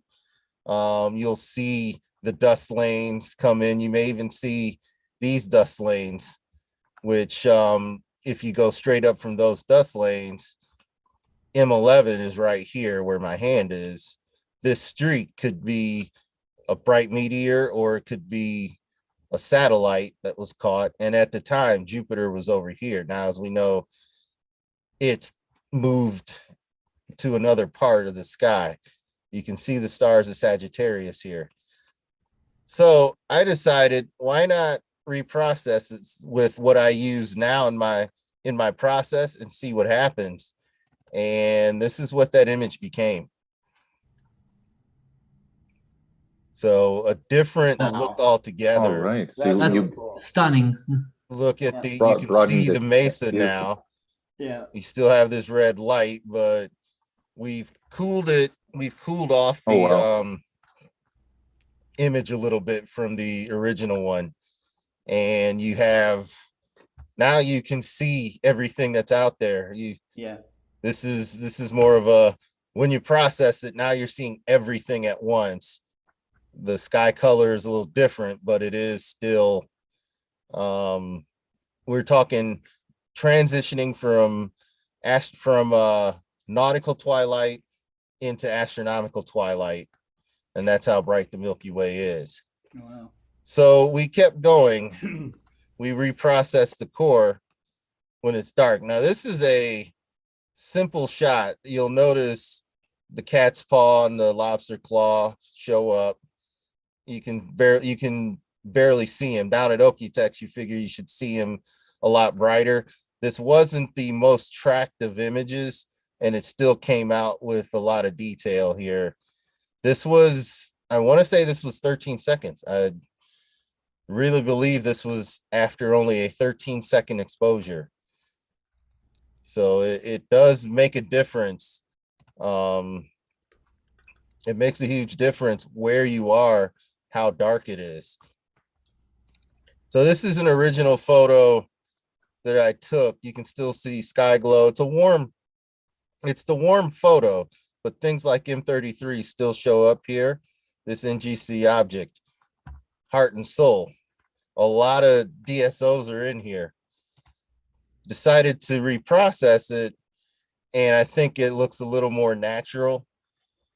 The color of the sand here, and the fact that I could brighten it up, and it's a different look. The dust lanes show up a little more in this Cassiopeia region and Perseus region of the Milky Way, which is brighter when you first see it. It's a lot brighter than you're used to seeing it in any other Bortle zone. It, you know, the galactic center truly is not just a star when you go to a dark site, high Bortle 2 or Bortle 1. So a couple more I'll show.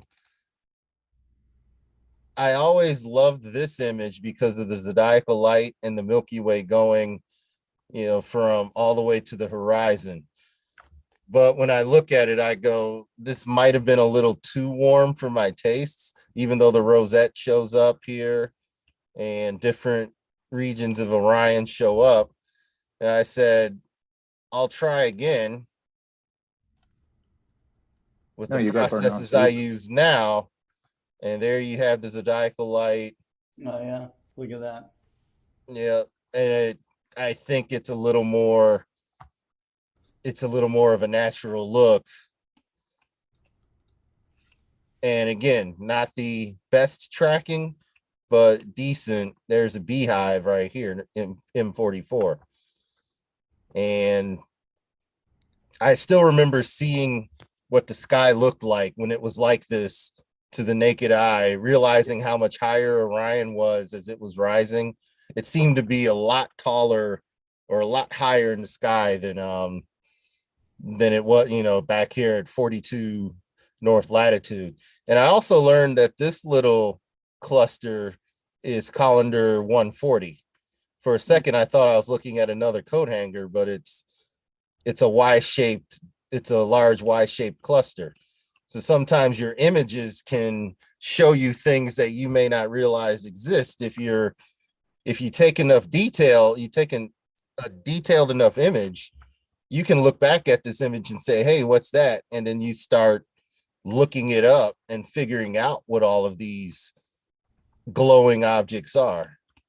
And that's something I still have to take up, but I like how that came out. And then finally, this wasn't the best version of this. I sent the better version to Marcelo, I believe, for Skies Up magazine. Similar color, similar warmth. And I said, you should never try and reprocess something that has already been deemed excellent. So what do? reprocess it. Why not?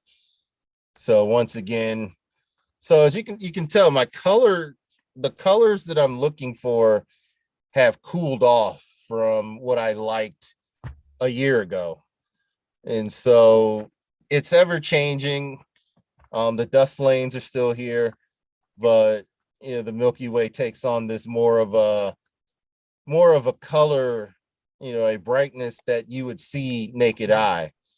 And still messing around with things. The Pleiades are still here, and you can actually see some of the nebulosity around them. And there's the Hyades. I'm sure that this is something here. This looks like a clump. So there's the California. So differences in processing come over time, and usually it's up to, there's two ways you can do it. You can either process to see if you'll win more contests, or you can process to see if you can produce something that's closer to what you saw, with the added extra benefit of your camera pulling out hydrogen alpha. If you've got a modified camera, you try and get closer and closer to whatever you think reality is. It changes for everyone, and your images can inspire, or you can send them out to contests and see if you'll win, and then you're sort of at the mercy of what anyone in the general public thinks. Or you can see if by processing something a certain way, you getting more detail than you normally would. And it's really up to the imager to try and determine what he wants to do. Get something that works and stick with the process and let it evolve over time. That's basically what I've come to know over the couple of years that I've really dove into doing this sort of landscape astrophotography. And not to mention that big old telescope. I have a couple of instruments that I plan to take the Okie-Tex to do visual astronomy and kind of get back into that a little more, because there is a satisfaction of seeing, even if it's a faint glow of light, being able to pick that up and have its light hit your eyes instead of a sensor every once in a while. It can be a beautiful thing to to go out and just sort of immerse yourself in photons. I think there's a good balance that you can strike between bringing down samples and taking them in for yourself. So with that, Scott, turn it back over to you. Okay, thank you very much. Okay, well, up next is Cameron Gillis, and Cameron has made many programs on the Explorer Alliance programs, has been on Global Star Party many times. He ran a long series called Camstronomy and showed people how to quickly photograph the sky, and how to record your observations, in a very systematic way. And it was, he helped a lot of people really progress in their astronomy. And he does this all from his balcony in Seattle. So it was pretty amazing to see that work done. But you've recently been to dark skies. You talked about that a bit at the early part of our program. Thanks for coming on to Global Star Party again, Cameron. Hey, thanks a lot, Scott, and good to see all my buddies here. And I'm actually remoting in from my parents' place up here in Kamloops, British Columbia, in Canada. So let me just give you a quick view of the radar in the area. I have an unstable connection, so you can see there's some thunderstorms coming by Kamloops here. Looks and like so Arkansas. Yeah, you know the deal. So if you see any, if there's any interruptions, just bear with me. I think it's past now. So, but yeah. So thanks, Scott. And again, I just I missed the 100th Global Star Party live. I we're the 101st, so this is great. But because I was actually traveling overseas, and what I wanted to share with you, there's three things I want to. Let me just stop sharing my screen for a second here. The first thing is I happened to be in Florence, Firenze in Italy, with my family. And I brought myself a pair of binoculars, 8x42s. So, I can do my astronomy in Galileo's hometown or town. So I wanted to kind of share a little bit on, just scanning the skies with binoculars, when you're traveling, and what I've done with that. And then kind of go, while I was there, at the same time, the milestone achievement of the James Webb Space Telescope images, the first 5 images were released. And I really expressed keen interest in Stefan's quintet. And I want to kind of do a little bit of exploring. I kind of had some epiphanies there when I was looking at that image, and I wanted to kind of share that a little bit.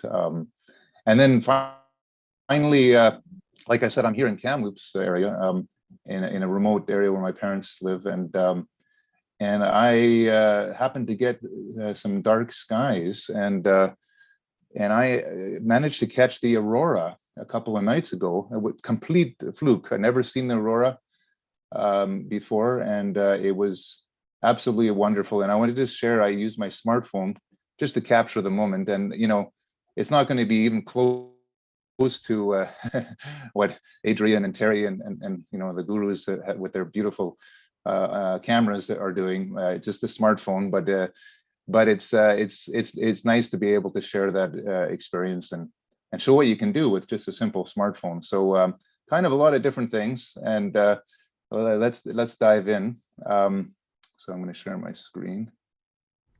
Okay, whole screen actually.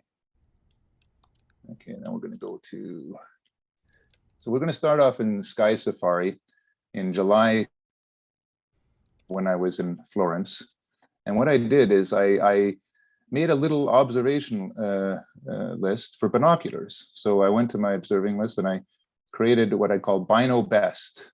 So I have Bino Best, and I kind of looked at, the good part is the summer Milky Way was coming up. So there's some good clusters to look at, good nebulae, and globular clusters are fantastic. In as far as I'm concerned, they're really nice to look at with binoculars. So, kind of practicing my star hopping, and that's so I identified a number of objects here in circle. I won't go through all of them, don't worry, but just to kind of pick out some objects and just explain a little bit how it was. It was just it was in the evening around 11 o'clock. And booties and that were setting, and M3 is a beautiful one, nice and bright, easy to spot. And you can see if you look at, I have the binocular field of view here in the center. If I move over here, so when you're doing this with binoculars, you kind of have to do some star hopping, which is kind of fun. So you kind of zoom in and you kind of line it up. It's like, okay, well, we got another star here, and then you look at some, pairs of stars and triangles, and you finally, aha, then you see this little fuzzy M3 there. So that was really fun. This one here, M53, a little more difficult. You have to go off, and then M53 is a bit fainter, a little more diffuse. So, that's an example. And then, of course, here in Ophiuchus, I saw some more. But as I was doing this, and the night went on, the Lagoon Nebula comes up. That's beautiful. You have a nice wide field of view.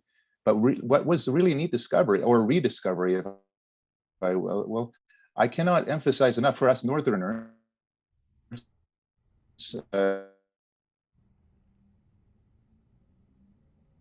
And for those of you who want to look at something, a massive globular cluster in the northern skies, M22 is a good one.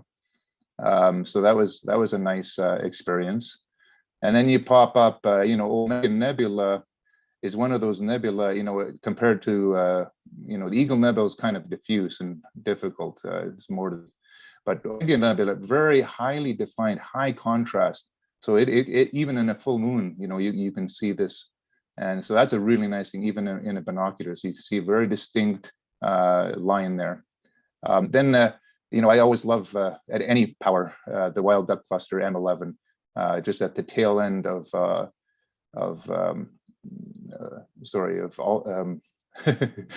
oh man, not Arica. Oh man, what is it called?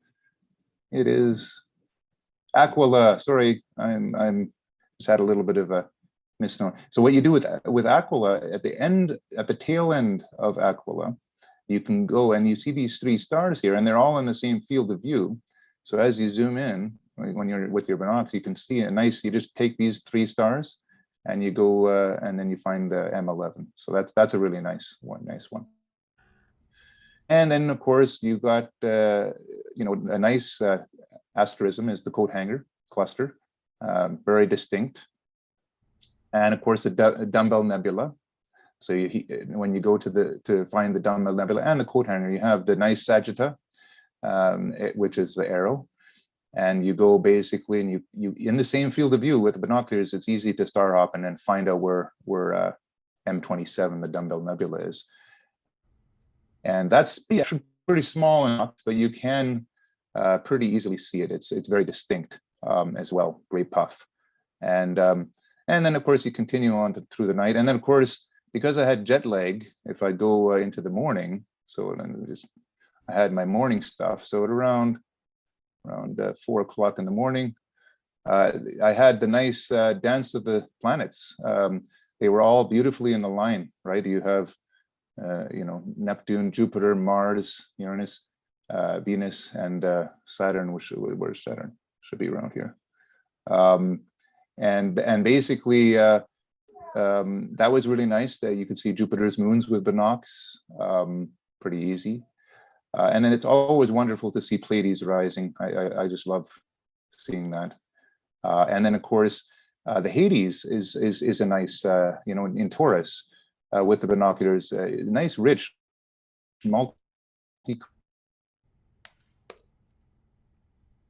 that's a nice one. That really looks good in binos.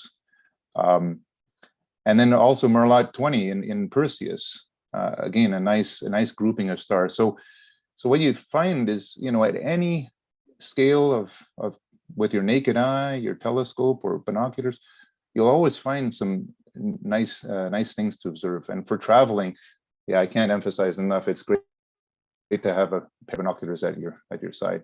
And then of course the double cluster and the owl cluster. The double cluster is beautiful, just hangs there suspended.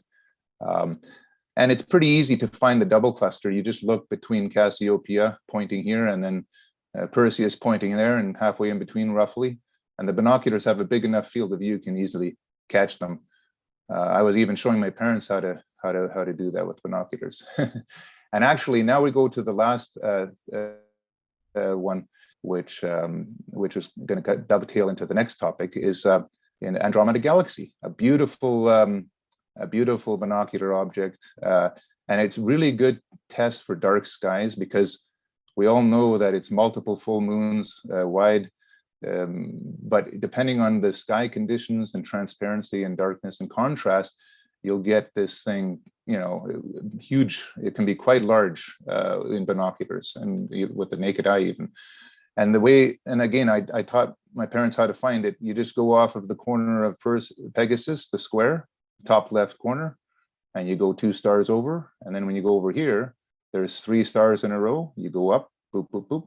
And then you just look and use a little bit of averted vision if there's light pollution. And then you'll see the little fuzzy of Andromeda Galaxy. Now, that's kind of my little exploration there.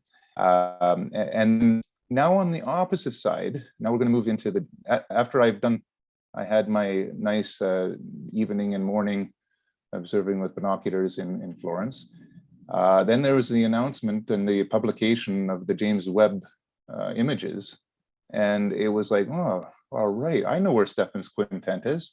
So I wanted to kind of show everyone, again, for orientation, because one of the beautiful part of what they've done with James Webb images is they're showing actually quite familiar objects that you can see with your backyard telescope, or you can image for yourself. And the way you find it is you go kind of the opposite corner. You know, you've got Andromeda Galaxy to the left here on the top left of the Pegasus, but on the bottom right, or sorry, the top right, there is this other star, Cheat or whatever. And then if you zoom in, a favorite of mine is what I call Andromeda Galaxy's sister, is NGC 7331, which just goes here and a kind of an elbow up here. And 7331, if you don't know, is a beautiful miniature M31. It's further away. Andromeda is about 2.2 million, but 7331, if we just take a look here, is around, see, it's 47 million light years away, which is interesting, and you'll see why that's interesting.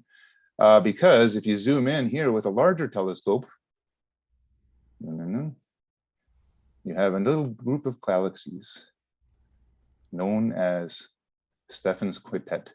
So one of the things I always emphasize, and I always like to encourage for those of you know, in the age of go-to mounts and all that kind of stuff, it's really neat to be able to see where everything is in the universe relative to where you're seeing. So you can kind of connect the dots and you get orientated on where everything is. And so when you go from 731, you got the seventh quintet. And of course, this is the famous image. If I go to this one here, this is the famous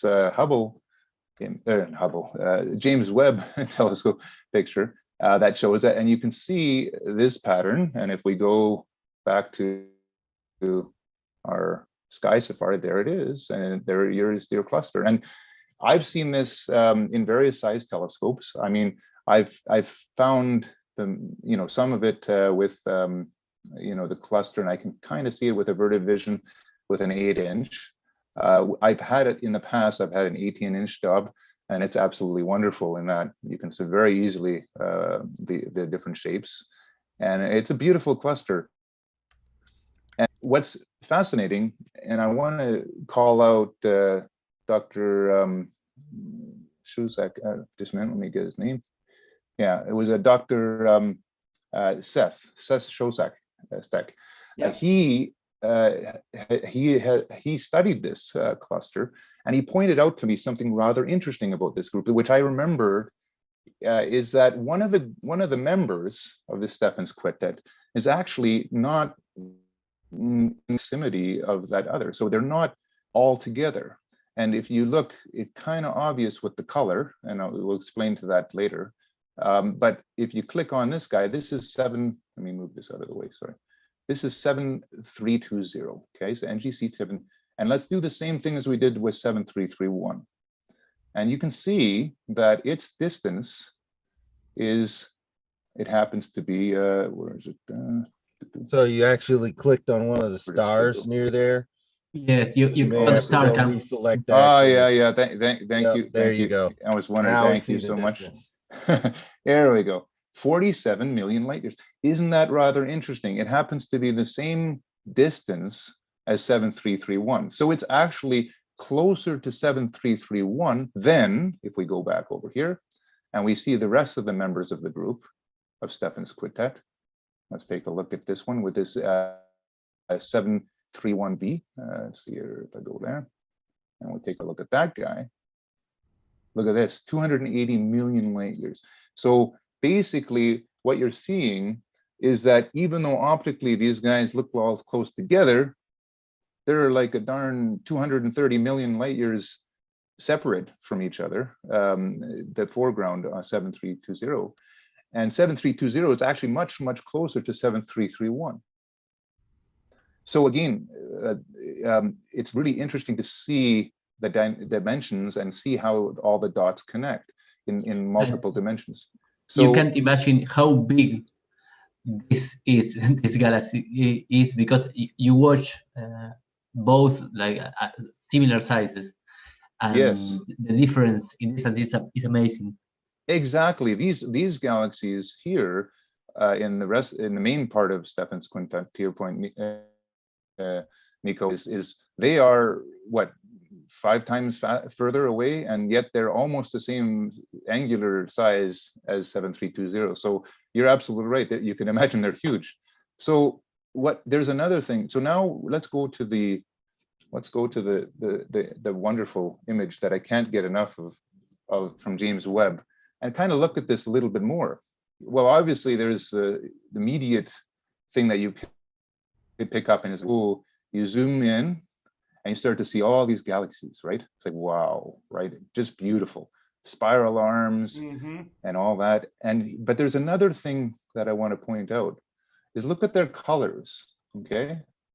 They're different colors, and they're different, basically, redshifts. So you can see these galaxies here, they're kind of orange, but then these ones they're in quotes closer, they have the correct color correction. They have more colors, have the spectrum because of the filters, and I'll get into that.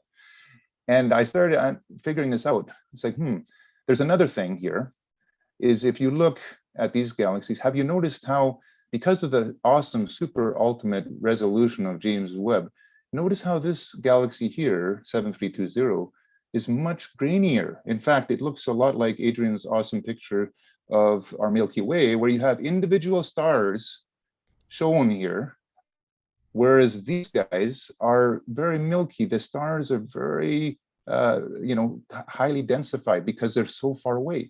So here's another just optical observation I came to, that just by the James Webb's resolution, you can see this is much closer, because you're able to distinguish the stars much cleaner than these further galaxies that are 5 times further away.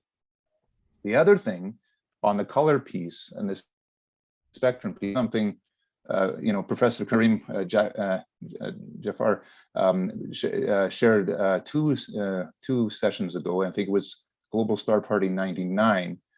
And I was really impressed. He did a great job at explaining why do you have these infrared filters chopping it up so that you can, understand what's happening with the redshifted galaxy. Well, let me go explain that a little bit. And this is just me. I haven't done the full research and all that stuff. I admit them. But I do have engineering background and spectrum. But I want to keep this very simple for people so that we can understand what's going on. Because this is kind of something, the journey of self-discovery that I just found out by looking at, why the James Webb telescope is significant. I thought originally the James Webb telescope would be red colored because it's looking at the infrared. So it's going to be boring pictures. It's going to be like, everything's going to look red, and sure, it's going to be nice, but it will be just like luminance. But actually, they have different cameras for different parts of the spectrum. Now, this is the visual spectrum if things are within, normal, near to us, so there isn't much redshift. But as you look further away, there's a redshift. So this spectrum, the visible spectrum, gets stretched into the infrared. And typically when we do imaging in our backyard, and also because of the atmosphere, we only have a big filter for the infrared. So all of this gets lumped into one luminance, if you will, in the red. But if you look at the James Webb telescope, it has cameras with cool filters. And if you go to the website, let me just show you. Where did it go? Actually, I want to use this one. Yeah, I'm going to zip ahead here. So here's the, and this is something, again, Professor Karim Jaffer showed 2 sessions ago, but I just wanted to kind of bring it to light again. You'll notice the wavelength. Let's go actually to this one here. This one. Okay. So on the left here, you're in the visible spectrum, but then you start to get to the infrared, and you see that they've actually subdivided these wavelengths into different chunks. Now, I'm not going to get into all the details, but all the different cameras, okay, that are in that infrared are actually split in, the filters are split, obviously very intelligently, and were selected specifically, and probably argued about which filter to have. But anyhow, the point is that, let's go back to the image. What you're seeing and what the significance of James Webb is you can look at galaxies that are being redshifted, you know, deep into the red spectrum, and you can actually put them in true color as if they were close by. So because of your filters, you can actually create a true color image.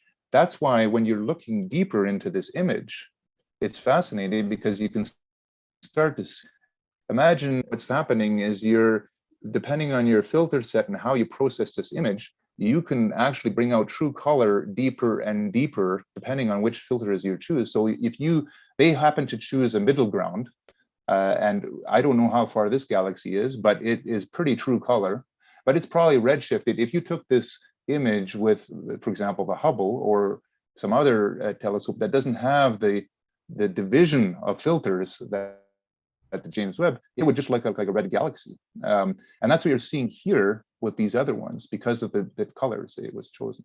So I just wanted to share that bit of insight as I was digging into this. And I think it's really neat to appreciate, you know, the thought and the engineering and what James Webb is going to be giving us. We're going to be able to look at redshifted objects that are near the edge of the universe, a visible universe, but we'll be able to see them in true color, which I think is really cool. Anyhow, so that's my thing on the James Webb and this image. I just love exploring this. I mean, I can just, you know, we could spend all day, you know, all night looking at this, but I just love looking at that. And there's one I just want to show you here. These diffraction spikes are fascinating, because there is even galaxies. If you look, see this galaxy, it actually has diffraction spikes. You know what I mean? I mean, that's how awesome and faint the detectors are on James Webb. Anyhow, so that's that. Now I'm going to bring it back to Earth again. Let's go back to here. So, okay, here we go.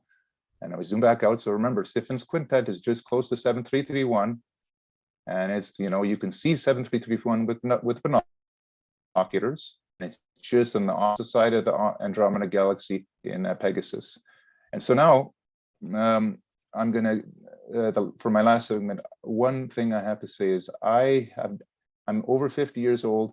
I've never been in actually truly dark skies, but I came up to my parents' place. They recently moved to a remote part of British Columbia, north of Kamloops, in a place called Pinnetan Lake. And it is so dark here that you can see the Milky Way. And I've never seen the Milky Way so deep. I have a 60 millimeter refractor that I took, you know, just as a portable scope. And I was able to see the Veil Nebula. That's what I'm telling you. I mean, that's how dark it was. I could see the western and the eastern veil, and I'd never been able to do that, and it was just incredible. You could see the North American Nebula right overhead, straight overhead. But the bonus of all that was I just happened to be out, and I looked up, and then it was like, what's this cloud? You know, what's this cloud overhead that's going perpendicular to the Milky Way? And I was like, that's rather interesting. I'm going to watch that for a bit. I started going around, and let me show you. This is different angles. I started, it's going to be a little bit animated. And I kept on going. So a little bit rotate, sorry for this. And then it started watching, and look at this. You start seeing, I saw the aurora. That's a curtain. I saw the aurora. It's a curtain right overhead. Wow. And you could see it. So this is, I took a sequence of 15-second exposures, and I was kind of going googly-eyed when I was just kind of rotating it around, trying to get, I just wanted to capture this and share this. Like, I wasn't trying to make anything awesome. I was just like, I only had my phone at my hand, and I was like, what am I going to do? I'm going to put it in pro mode, 15 seconds, wide angle, and let's see what happens. And here we go. And then you keep on going. Let me just keep on going. Then on the horizon, look at this. I mean, just, it's not a curtain, but you can start to see the colors. It was super glowing. It was over the horizon, but sorry, let's go. If you zoom in, I mean, pixel peeping here, there is a Pleiades, not high resolution or anything awesome, but it was just incredible. And see, let's keep going. And then you start to see this type of thing, some fragmentation overhead. So I was there for like a good 3 hours, just mesmerized. I've never seen the aurora, and I'd never seen the Milky Way as good as that. So it was a real treat. So I think you actually, I can't, you know, pictures just don't do it justice. I think you saw that stream, and I'm thinking you might have seen what's been called Steve, and that's an acronym for something. It is related to the aurora, but it's in like, it's what you're showing in a picture. It's just a straight line overhead. Yes. So I think it was incredible. Adrian. You've actually seen something I haven't seen. I've seen the aurora and taken pictures. I haven't seen that streamer going overhead. So that's you got to see a lot of things in one setting. You got to have your mind just completely blown all over. That's a wonderful feeling. Oh yeah. It's we are all happy. All I can say is keep looking up and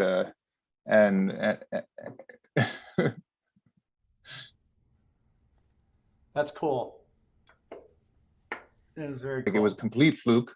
I was, you know, we have thunderstorms tonight, and like I was telling earlier at the beginning of the show, I had a couple beers before that, and I was about to go to bed, and then I looked up. I was like, no, I'm not going to bed because first of all, the Milky Way was just fantastic, and then I was looking at this aurora, and initially, by the way, I thought it was like, this is strange. Why is it looks like a comet tail, like a huge one, and it's like there's no comet that big, you know. It really, so I started going around. I was like, what is that?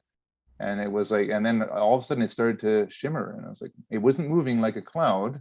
And then I started seeing these lines, and that was pretty cool.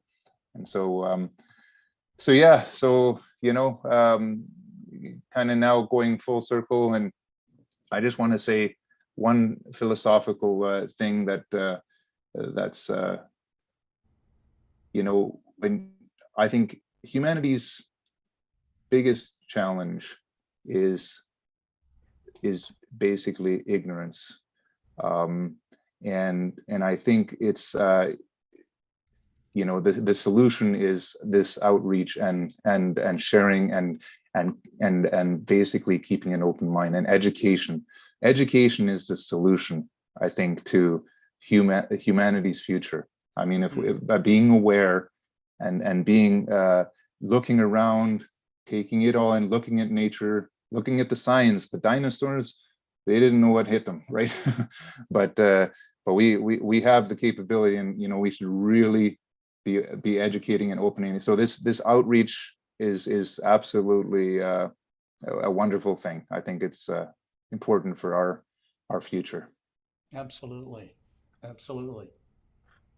We couldn't agree So more. thank you, Cameron. Thank you so much. Yeah. Thank you. It was amazing, Cameron. Thanks. Really good, Cameron. Thank you so much. Thanks. Well, excellent Cameron, presentation. That's wonderful. Hope to see you on our programs a little more often, but I understand, you know, all the demands that you have. So, but it's great to see you tonight. So thank you. Thanks for participating. You haven't lost the touch. Oh, thanks. Let me just say that on that note, Scott, I really appreciate it. No, thank you, sir. And since COVID, the travel now is I was doing a lot of travel for work, and now with the COVID restrictions released, frankly, that now I'm traveling a lot more for work. So that's been a challenge. But absolutely, I'm there. Just know that I'm watching every single one. I'm with you guys. We'll be back in full when I work on my retirement. So I'm not going away. Well, we'll still be putting up programs. Thanks very much, Cameron. Take care, man. Okay, Thank so you. up next is Marcelo Souza in Brazil, and he's the editor of Skies Up magazine. He is also someone that's deeply involved in education in astronomy and physics, and we've all seen him do his amazing uh, uh, astronomy drive-in programs and the huge audiences that he attracts for all kinds of celestial phenomena with the general public. So it's great to have you on again, Marcello. Thank you for coming on to Global Star Party. Thank you very much for the invitation. It's a great pleasure to be here. Here, now I have a small telescope that I bought for my youngest daughter. It's a Barbie telescope. Now I have a Barbie astronomer. And I bought to her. Then now I have this small telescope to her. And I hope she will be motivated to look to the sky. And I'm sharing my screen. I want to share some data about what we are doing. This this is the project that we are doing with the support of the United States Consulate in Rio de Janeiro. And now we reached a mark that is fantastic. These are the newspaper that we received from the consulate to give to all the students. We are out distributed more than 600 journals like this newspaper, that's the same, like this about the Apollo mission to the students in the school. All the students received a copy, and also they have the glass to look to the sun donated by Charlie Bates Solar Astronomy Project. And now we reached more than 1,400 students. We visited 44 schools, and we believe that you have 2 more months to develop the project. We reach more than 50 schools in 6 different cities, talking about astronomy, development of apps for Androids, and they are also developing cartoon animated. I think that is correct what it means for this kind of. And this is the new magazine, Skies Up, that here in Brazil, we had I participated in an event 2 days ago, and they showed during the event the magazine because of the Dark Sky Park here in Brazil. They're the first one in Latin America. Then everybody here knows about the magazine, mainly in the people that like astronomy. This is the articles of this magazine, and everybody that wants to contribute will be welcome. Articles will be welcome for the magazine. Here is the article from Dr. David Levy, from Scott Roberts, about star parts. And this is the article about the first dark sky park in Latin America. That's located here in Brazil, near us here. And I participated in the group that produced the documents. I was responsible to help with the topics, everything associated with astronomy. This is the link to read the magazine. It's a free magazine, and it is fantastic magazine. This is our characters of our cartoon and animated cartoon. I think that is correct, the same English. We have 4 characters, and now we produced 5 episodes of the all the episodes. This week is being transmitted by TV, the 4th. Next week is the 5th one. That they are local TV here in our region are transmitting live the animated cartoons, I will show the second one if you work. Let me see if you work. I will show here. What's happening? I'll try to go to the presentation to open. One moment. Oh, it's not working right. Oh, it's not working. I cannot move. I don't know what's happening. Oh, okay. Okay, you begin now. I think that you begin. This is the magazine.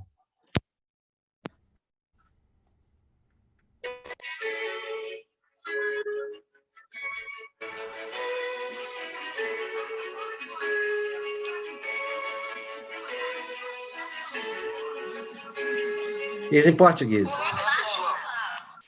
Hoje, vamos falar sobre o fenômeno que ocorre com nossa Lua. This is about eclipses. Demais! Todos conhecem o eclipse? Sabe como funciona? Eu tenho algumas dúvidas sobre o que é. And they are talking Portuguese, but Então, we try to explain eclipse for kids and for the general public. And the episodes has approximately 5 minutes each one. And it's talk about eclipse and try to explain how happens the eclipses.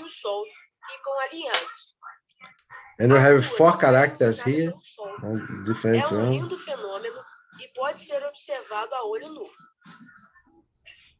E atenção, I think that eclipses lunares e solares. now we talk about different kinds of eclipses. Quando a Terra fica entre o Sol e a Lua.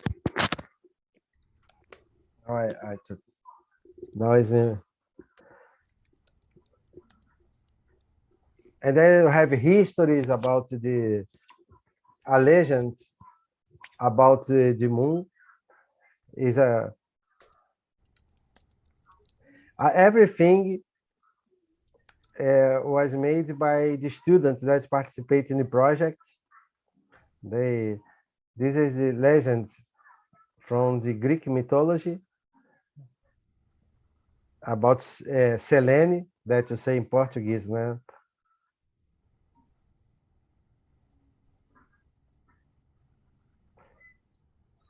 And I lose here. Sorry, I did something wrong.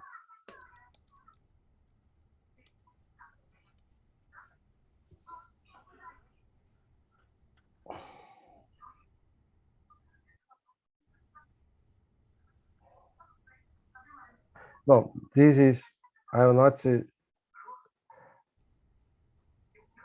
Okay, but this is we have one new one after this. That's about what the series is about, how to go to the moon.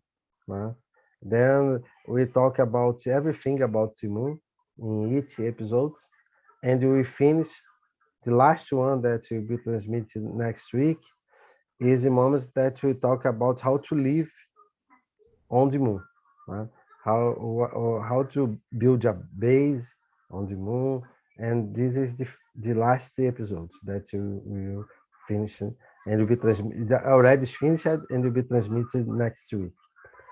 And now, what is a big success here is activities astrotourism. Here is in Portuguese how we say, né? We call, I don't know if it's correct, you have the same word in English, that astrotourism. So tourism, yes. Yes, you have in Portuguese this word, you have the O here at the end. And the motivation, I participated 2 days ago in a forum about tourism. I was invited to talk about astronomy in this forum. It happened in the city where is located the headquarters of the Desengano State Park, that is the first dark sky park of Latin America. This shows how it is important to have a dark sky park. It's a small city, and now this title that the city, the recognition to be as a dark sky park is motivating tourists to visit the city, and now they are trying to understand how they can organize activities and events to motivate more people to visit the city. And the big motivation is astronomy now. And then the first time I think that here in Brazil we had a forum of tourism, an event of tourism that one of the topics was astronomy. I was participating, was one of the people that made presentations during the forum, these events. And here is the first activity that we organize that we call ecological astrotourism, that we are trying to associate the observation of the sky at night with daily activity during the day. And here is a group that works with fishing. I think that is fishing in English, that's the activity. And also bird watch. And then we have during the day bird watch and fishing, and at night sky observation. And also during the day we are going to use our telescopes, special telescope, to observe the sun. Right? And we are trying to organize the first time here in Brazil an event in all day that associates astronomy with the nature, the observation of the nature, birds, and also fishing. And if everything works fine, we will do the first event in 2 weeks. This will be the first time here in Brazil that we have an event like this. And here is our Southern Cross. I took this picture with my smartphone from the seat at the beginning of the night. I took it with my smartphone. Then this is Southern Cross here. And also Alpha and Beta of Centaurus here. Now we are working with the students to take pictures with the smartphone to motivate them. And I make many tests to know if we work well, and it's working. And my smartphone is not so a special smartphone, but I have a camera of 64 megapixels, but it's working. And now, with the support and the help of the Scott from Explore Scientific, we are organizing 2 events, and we are offering prizes to the people that participate. One of the events is 2 contests that you organize. 2 contests that you are giving prize for everybody that participates, involving students and people from the 6 cities where you're organizing the project. We are doing the project. And the first one is we call, I don't know the correct word in English, but celeste means from the sky, né? Então, é like built from the sky, something like this, né? Wonderful from marvelous from the sky, something like this, encantos celestes. And we give prize for the 3 best one, as photographies, and also we ask them to authorize us to publish in the magazine Skies Up. And we are also have students from different schools here writing articles for the magazine, and we will give prize for the 3 best articles about astronomy and space exploration that the students produce. Then I hope that you have many entries for the contest, this contest. And we are motivated everybody here to try to read the magazine to understand how is organized the magazine. And I believe that you have many participations from students and people here that like astronomy. This is this is what we are doing now. I hope that soon. This week we have a full moon today. We are organizing an activity of the observation of the moon every full moon that calls in the world of the moon. That in Portuguese we have a how to say, that's something that people like here, that's no mundo da lua in Portuguese, something that is new project that we are doing now. Thank you very much, Scott, Thank you so much, Marcelo. It's great. for the opportunity. Yeah, very exciting And- programs you have going on. It's And wonderful. I hope more people feel motivated to send the articles for the magazine. Everybody will be welcome to submit an article to be published in the magazine. Thank you very much, Scott, again, Thank for you the so much, invitation. Marcelo. It's a great Thank you. pleasure to be here. All right. Well, everyone, we are. This is the rest of us that are still here at on Global Star Party. But we all want to thank you for watching our program tonight. You know, just like our you know, my friend Jack Horkheimer always used to say, is to keep looking up. I think that there was a lot of inspiration tonight. I really enjoyed all the presentations. But tonight we had, of course, David Levy, Terry Mann from the Astronomical League was with us. Professor Karim Jaffer was with us, talking about sharing the universe. Young Lukas Vierira. How do I pronounce your last name, Lukas? Is that about right? You're muted. You're muted, Lukas. In Portuguese, it's at Vieira. Vieira. Okay. Vieira. Okay. Maybe not quite exactly right, but thank you again. That's wonderful. We have Maxi Falaris with us. Dan Higgins from Astroworld TV talking about his upcoming programs. Bob Fugate, who's with us right now, showing some really just stunning, amazing deep sky astrophotography and night landscapes, which are just the guy has a real talent, you know. So I know that from my experiences, and you know, when I was an aspiring black and white artist photographer, you know, studying under some masters. So he's actually quite excellent. Nico the Hammer is with us. Cesar Brollo, of course, with us as well from his balcony in Buenos Aires, and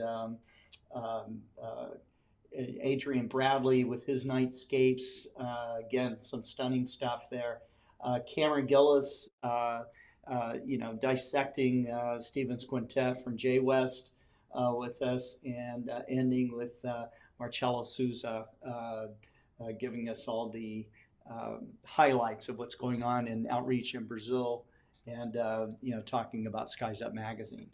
So anyways, we hope to see you again on the 102nd Global Star Party. I'll be announcing those dates here rather soon. So thanks again, and like I always say, keep looking up. Take care. Good night, Scott. Good night, everybody.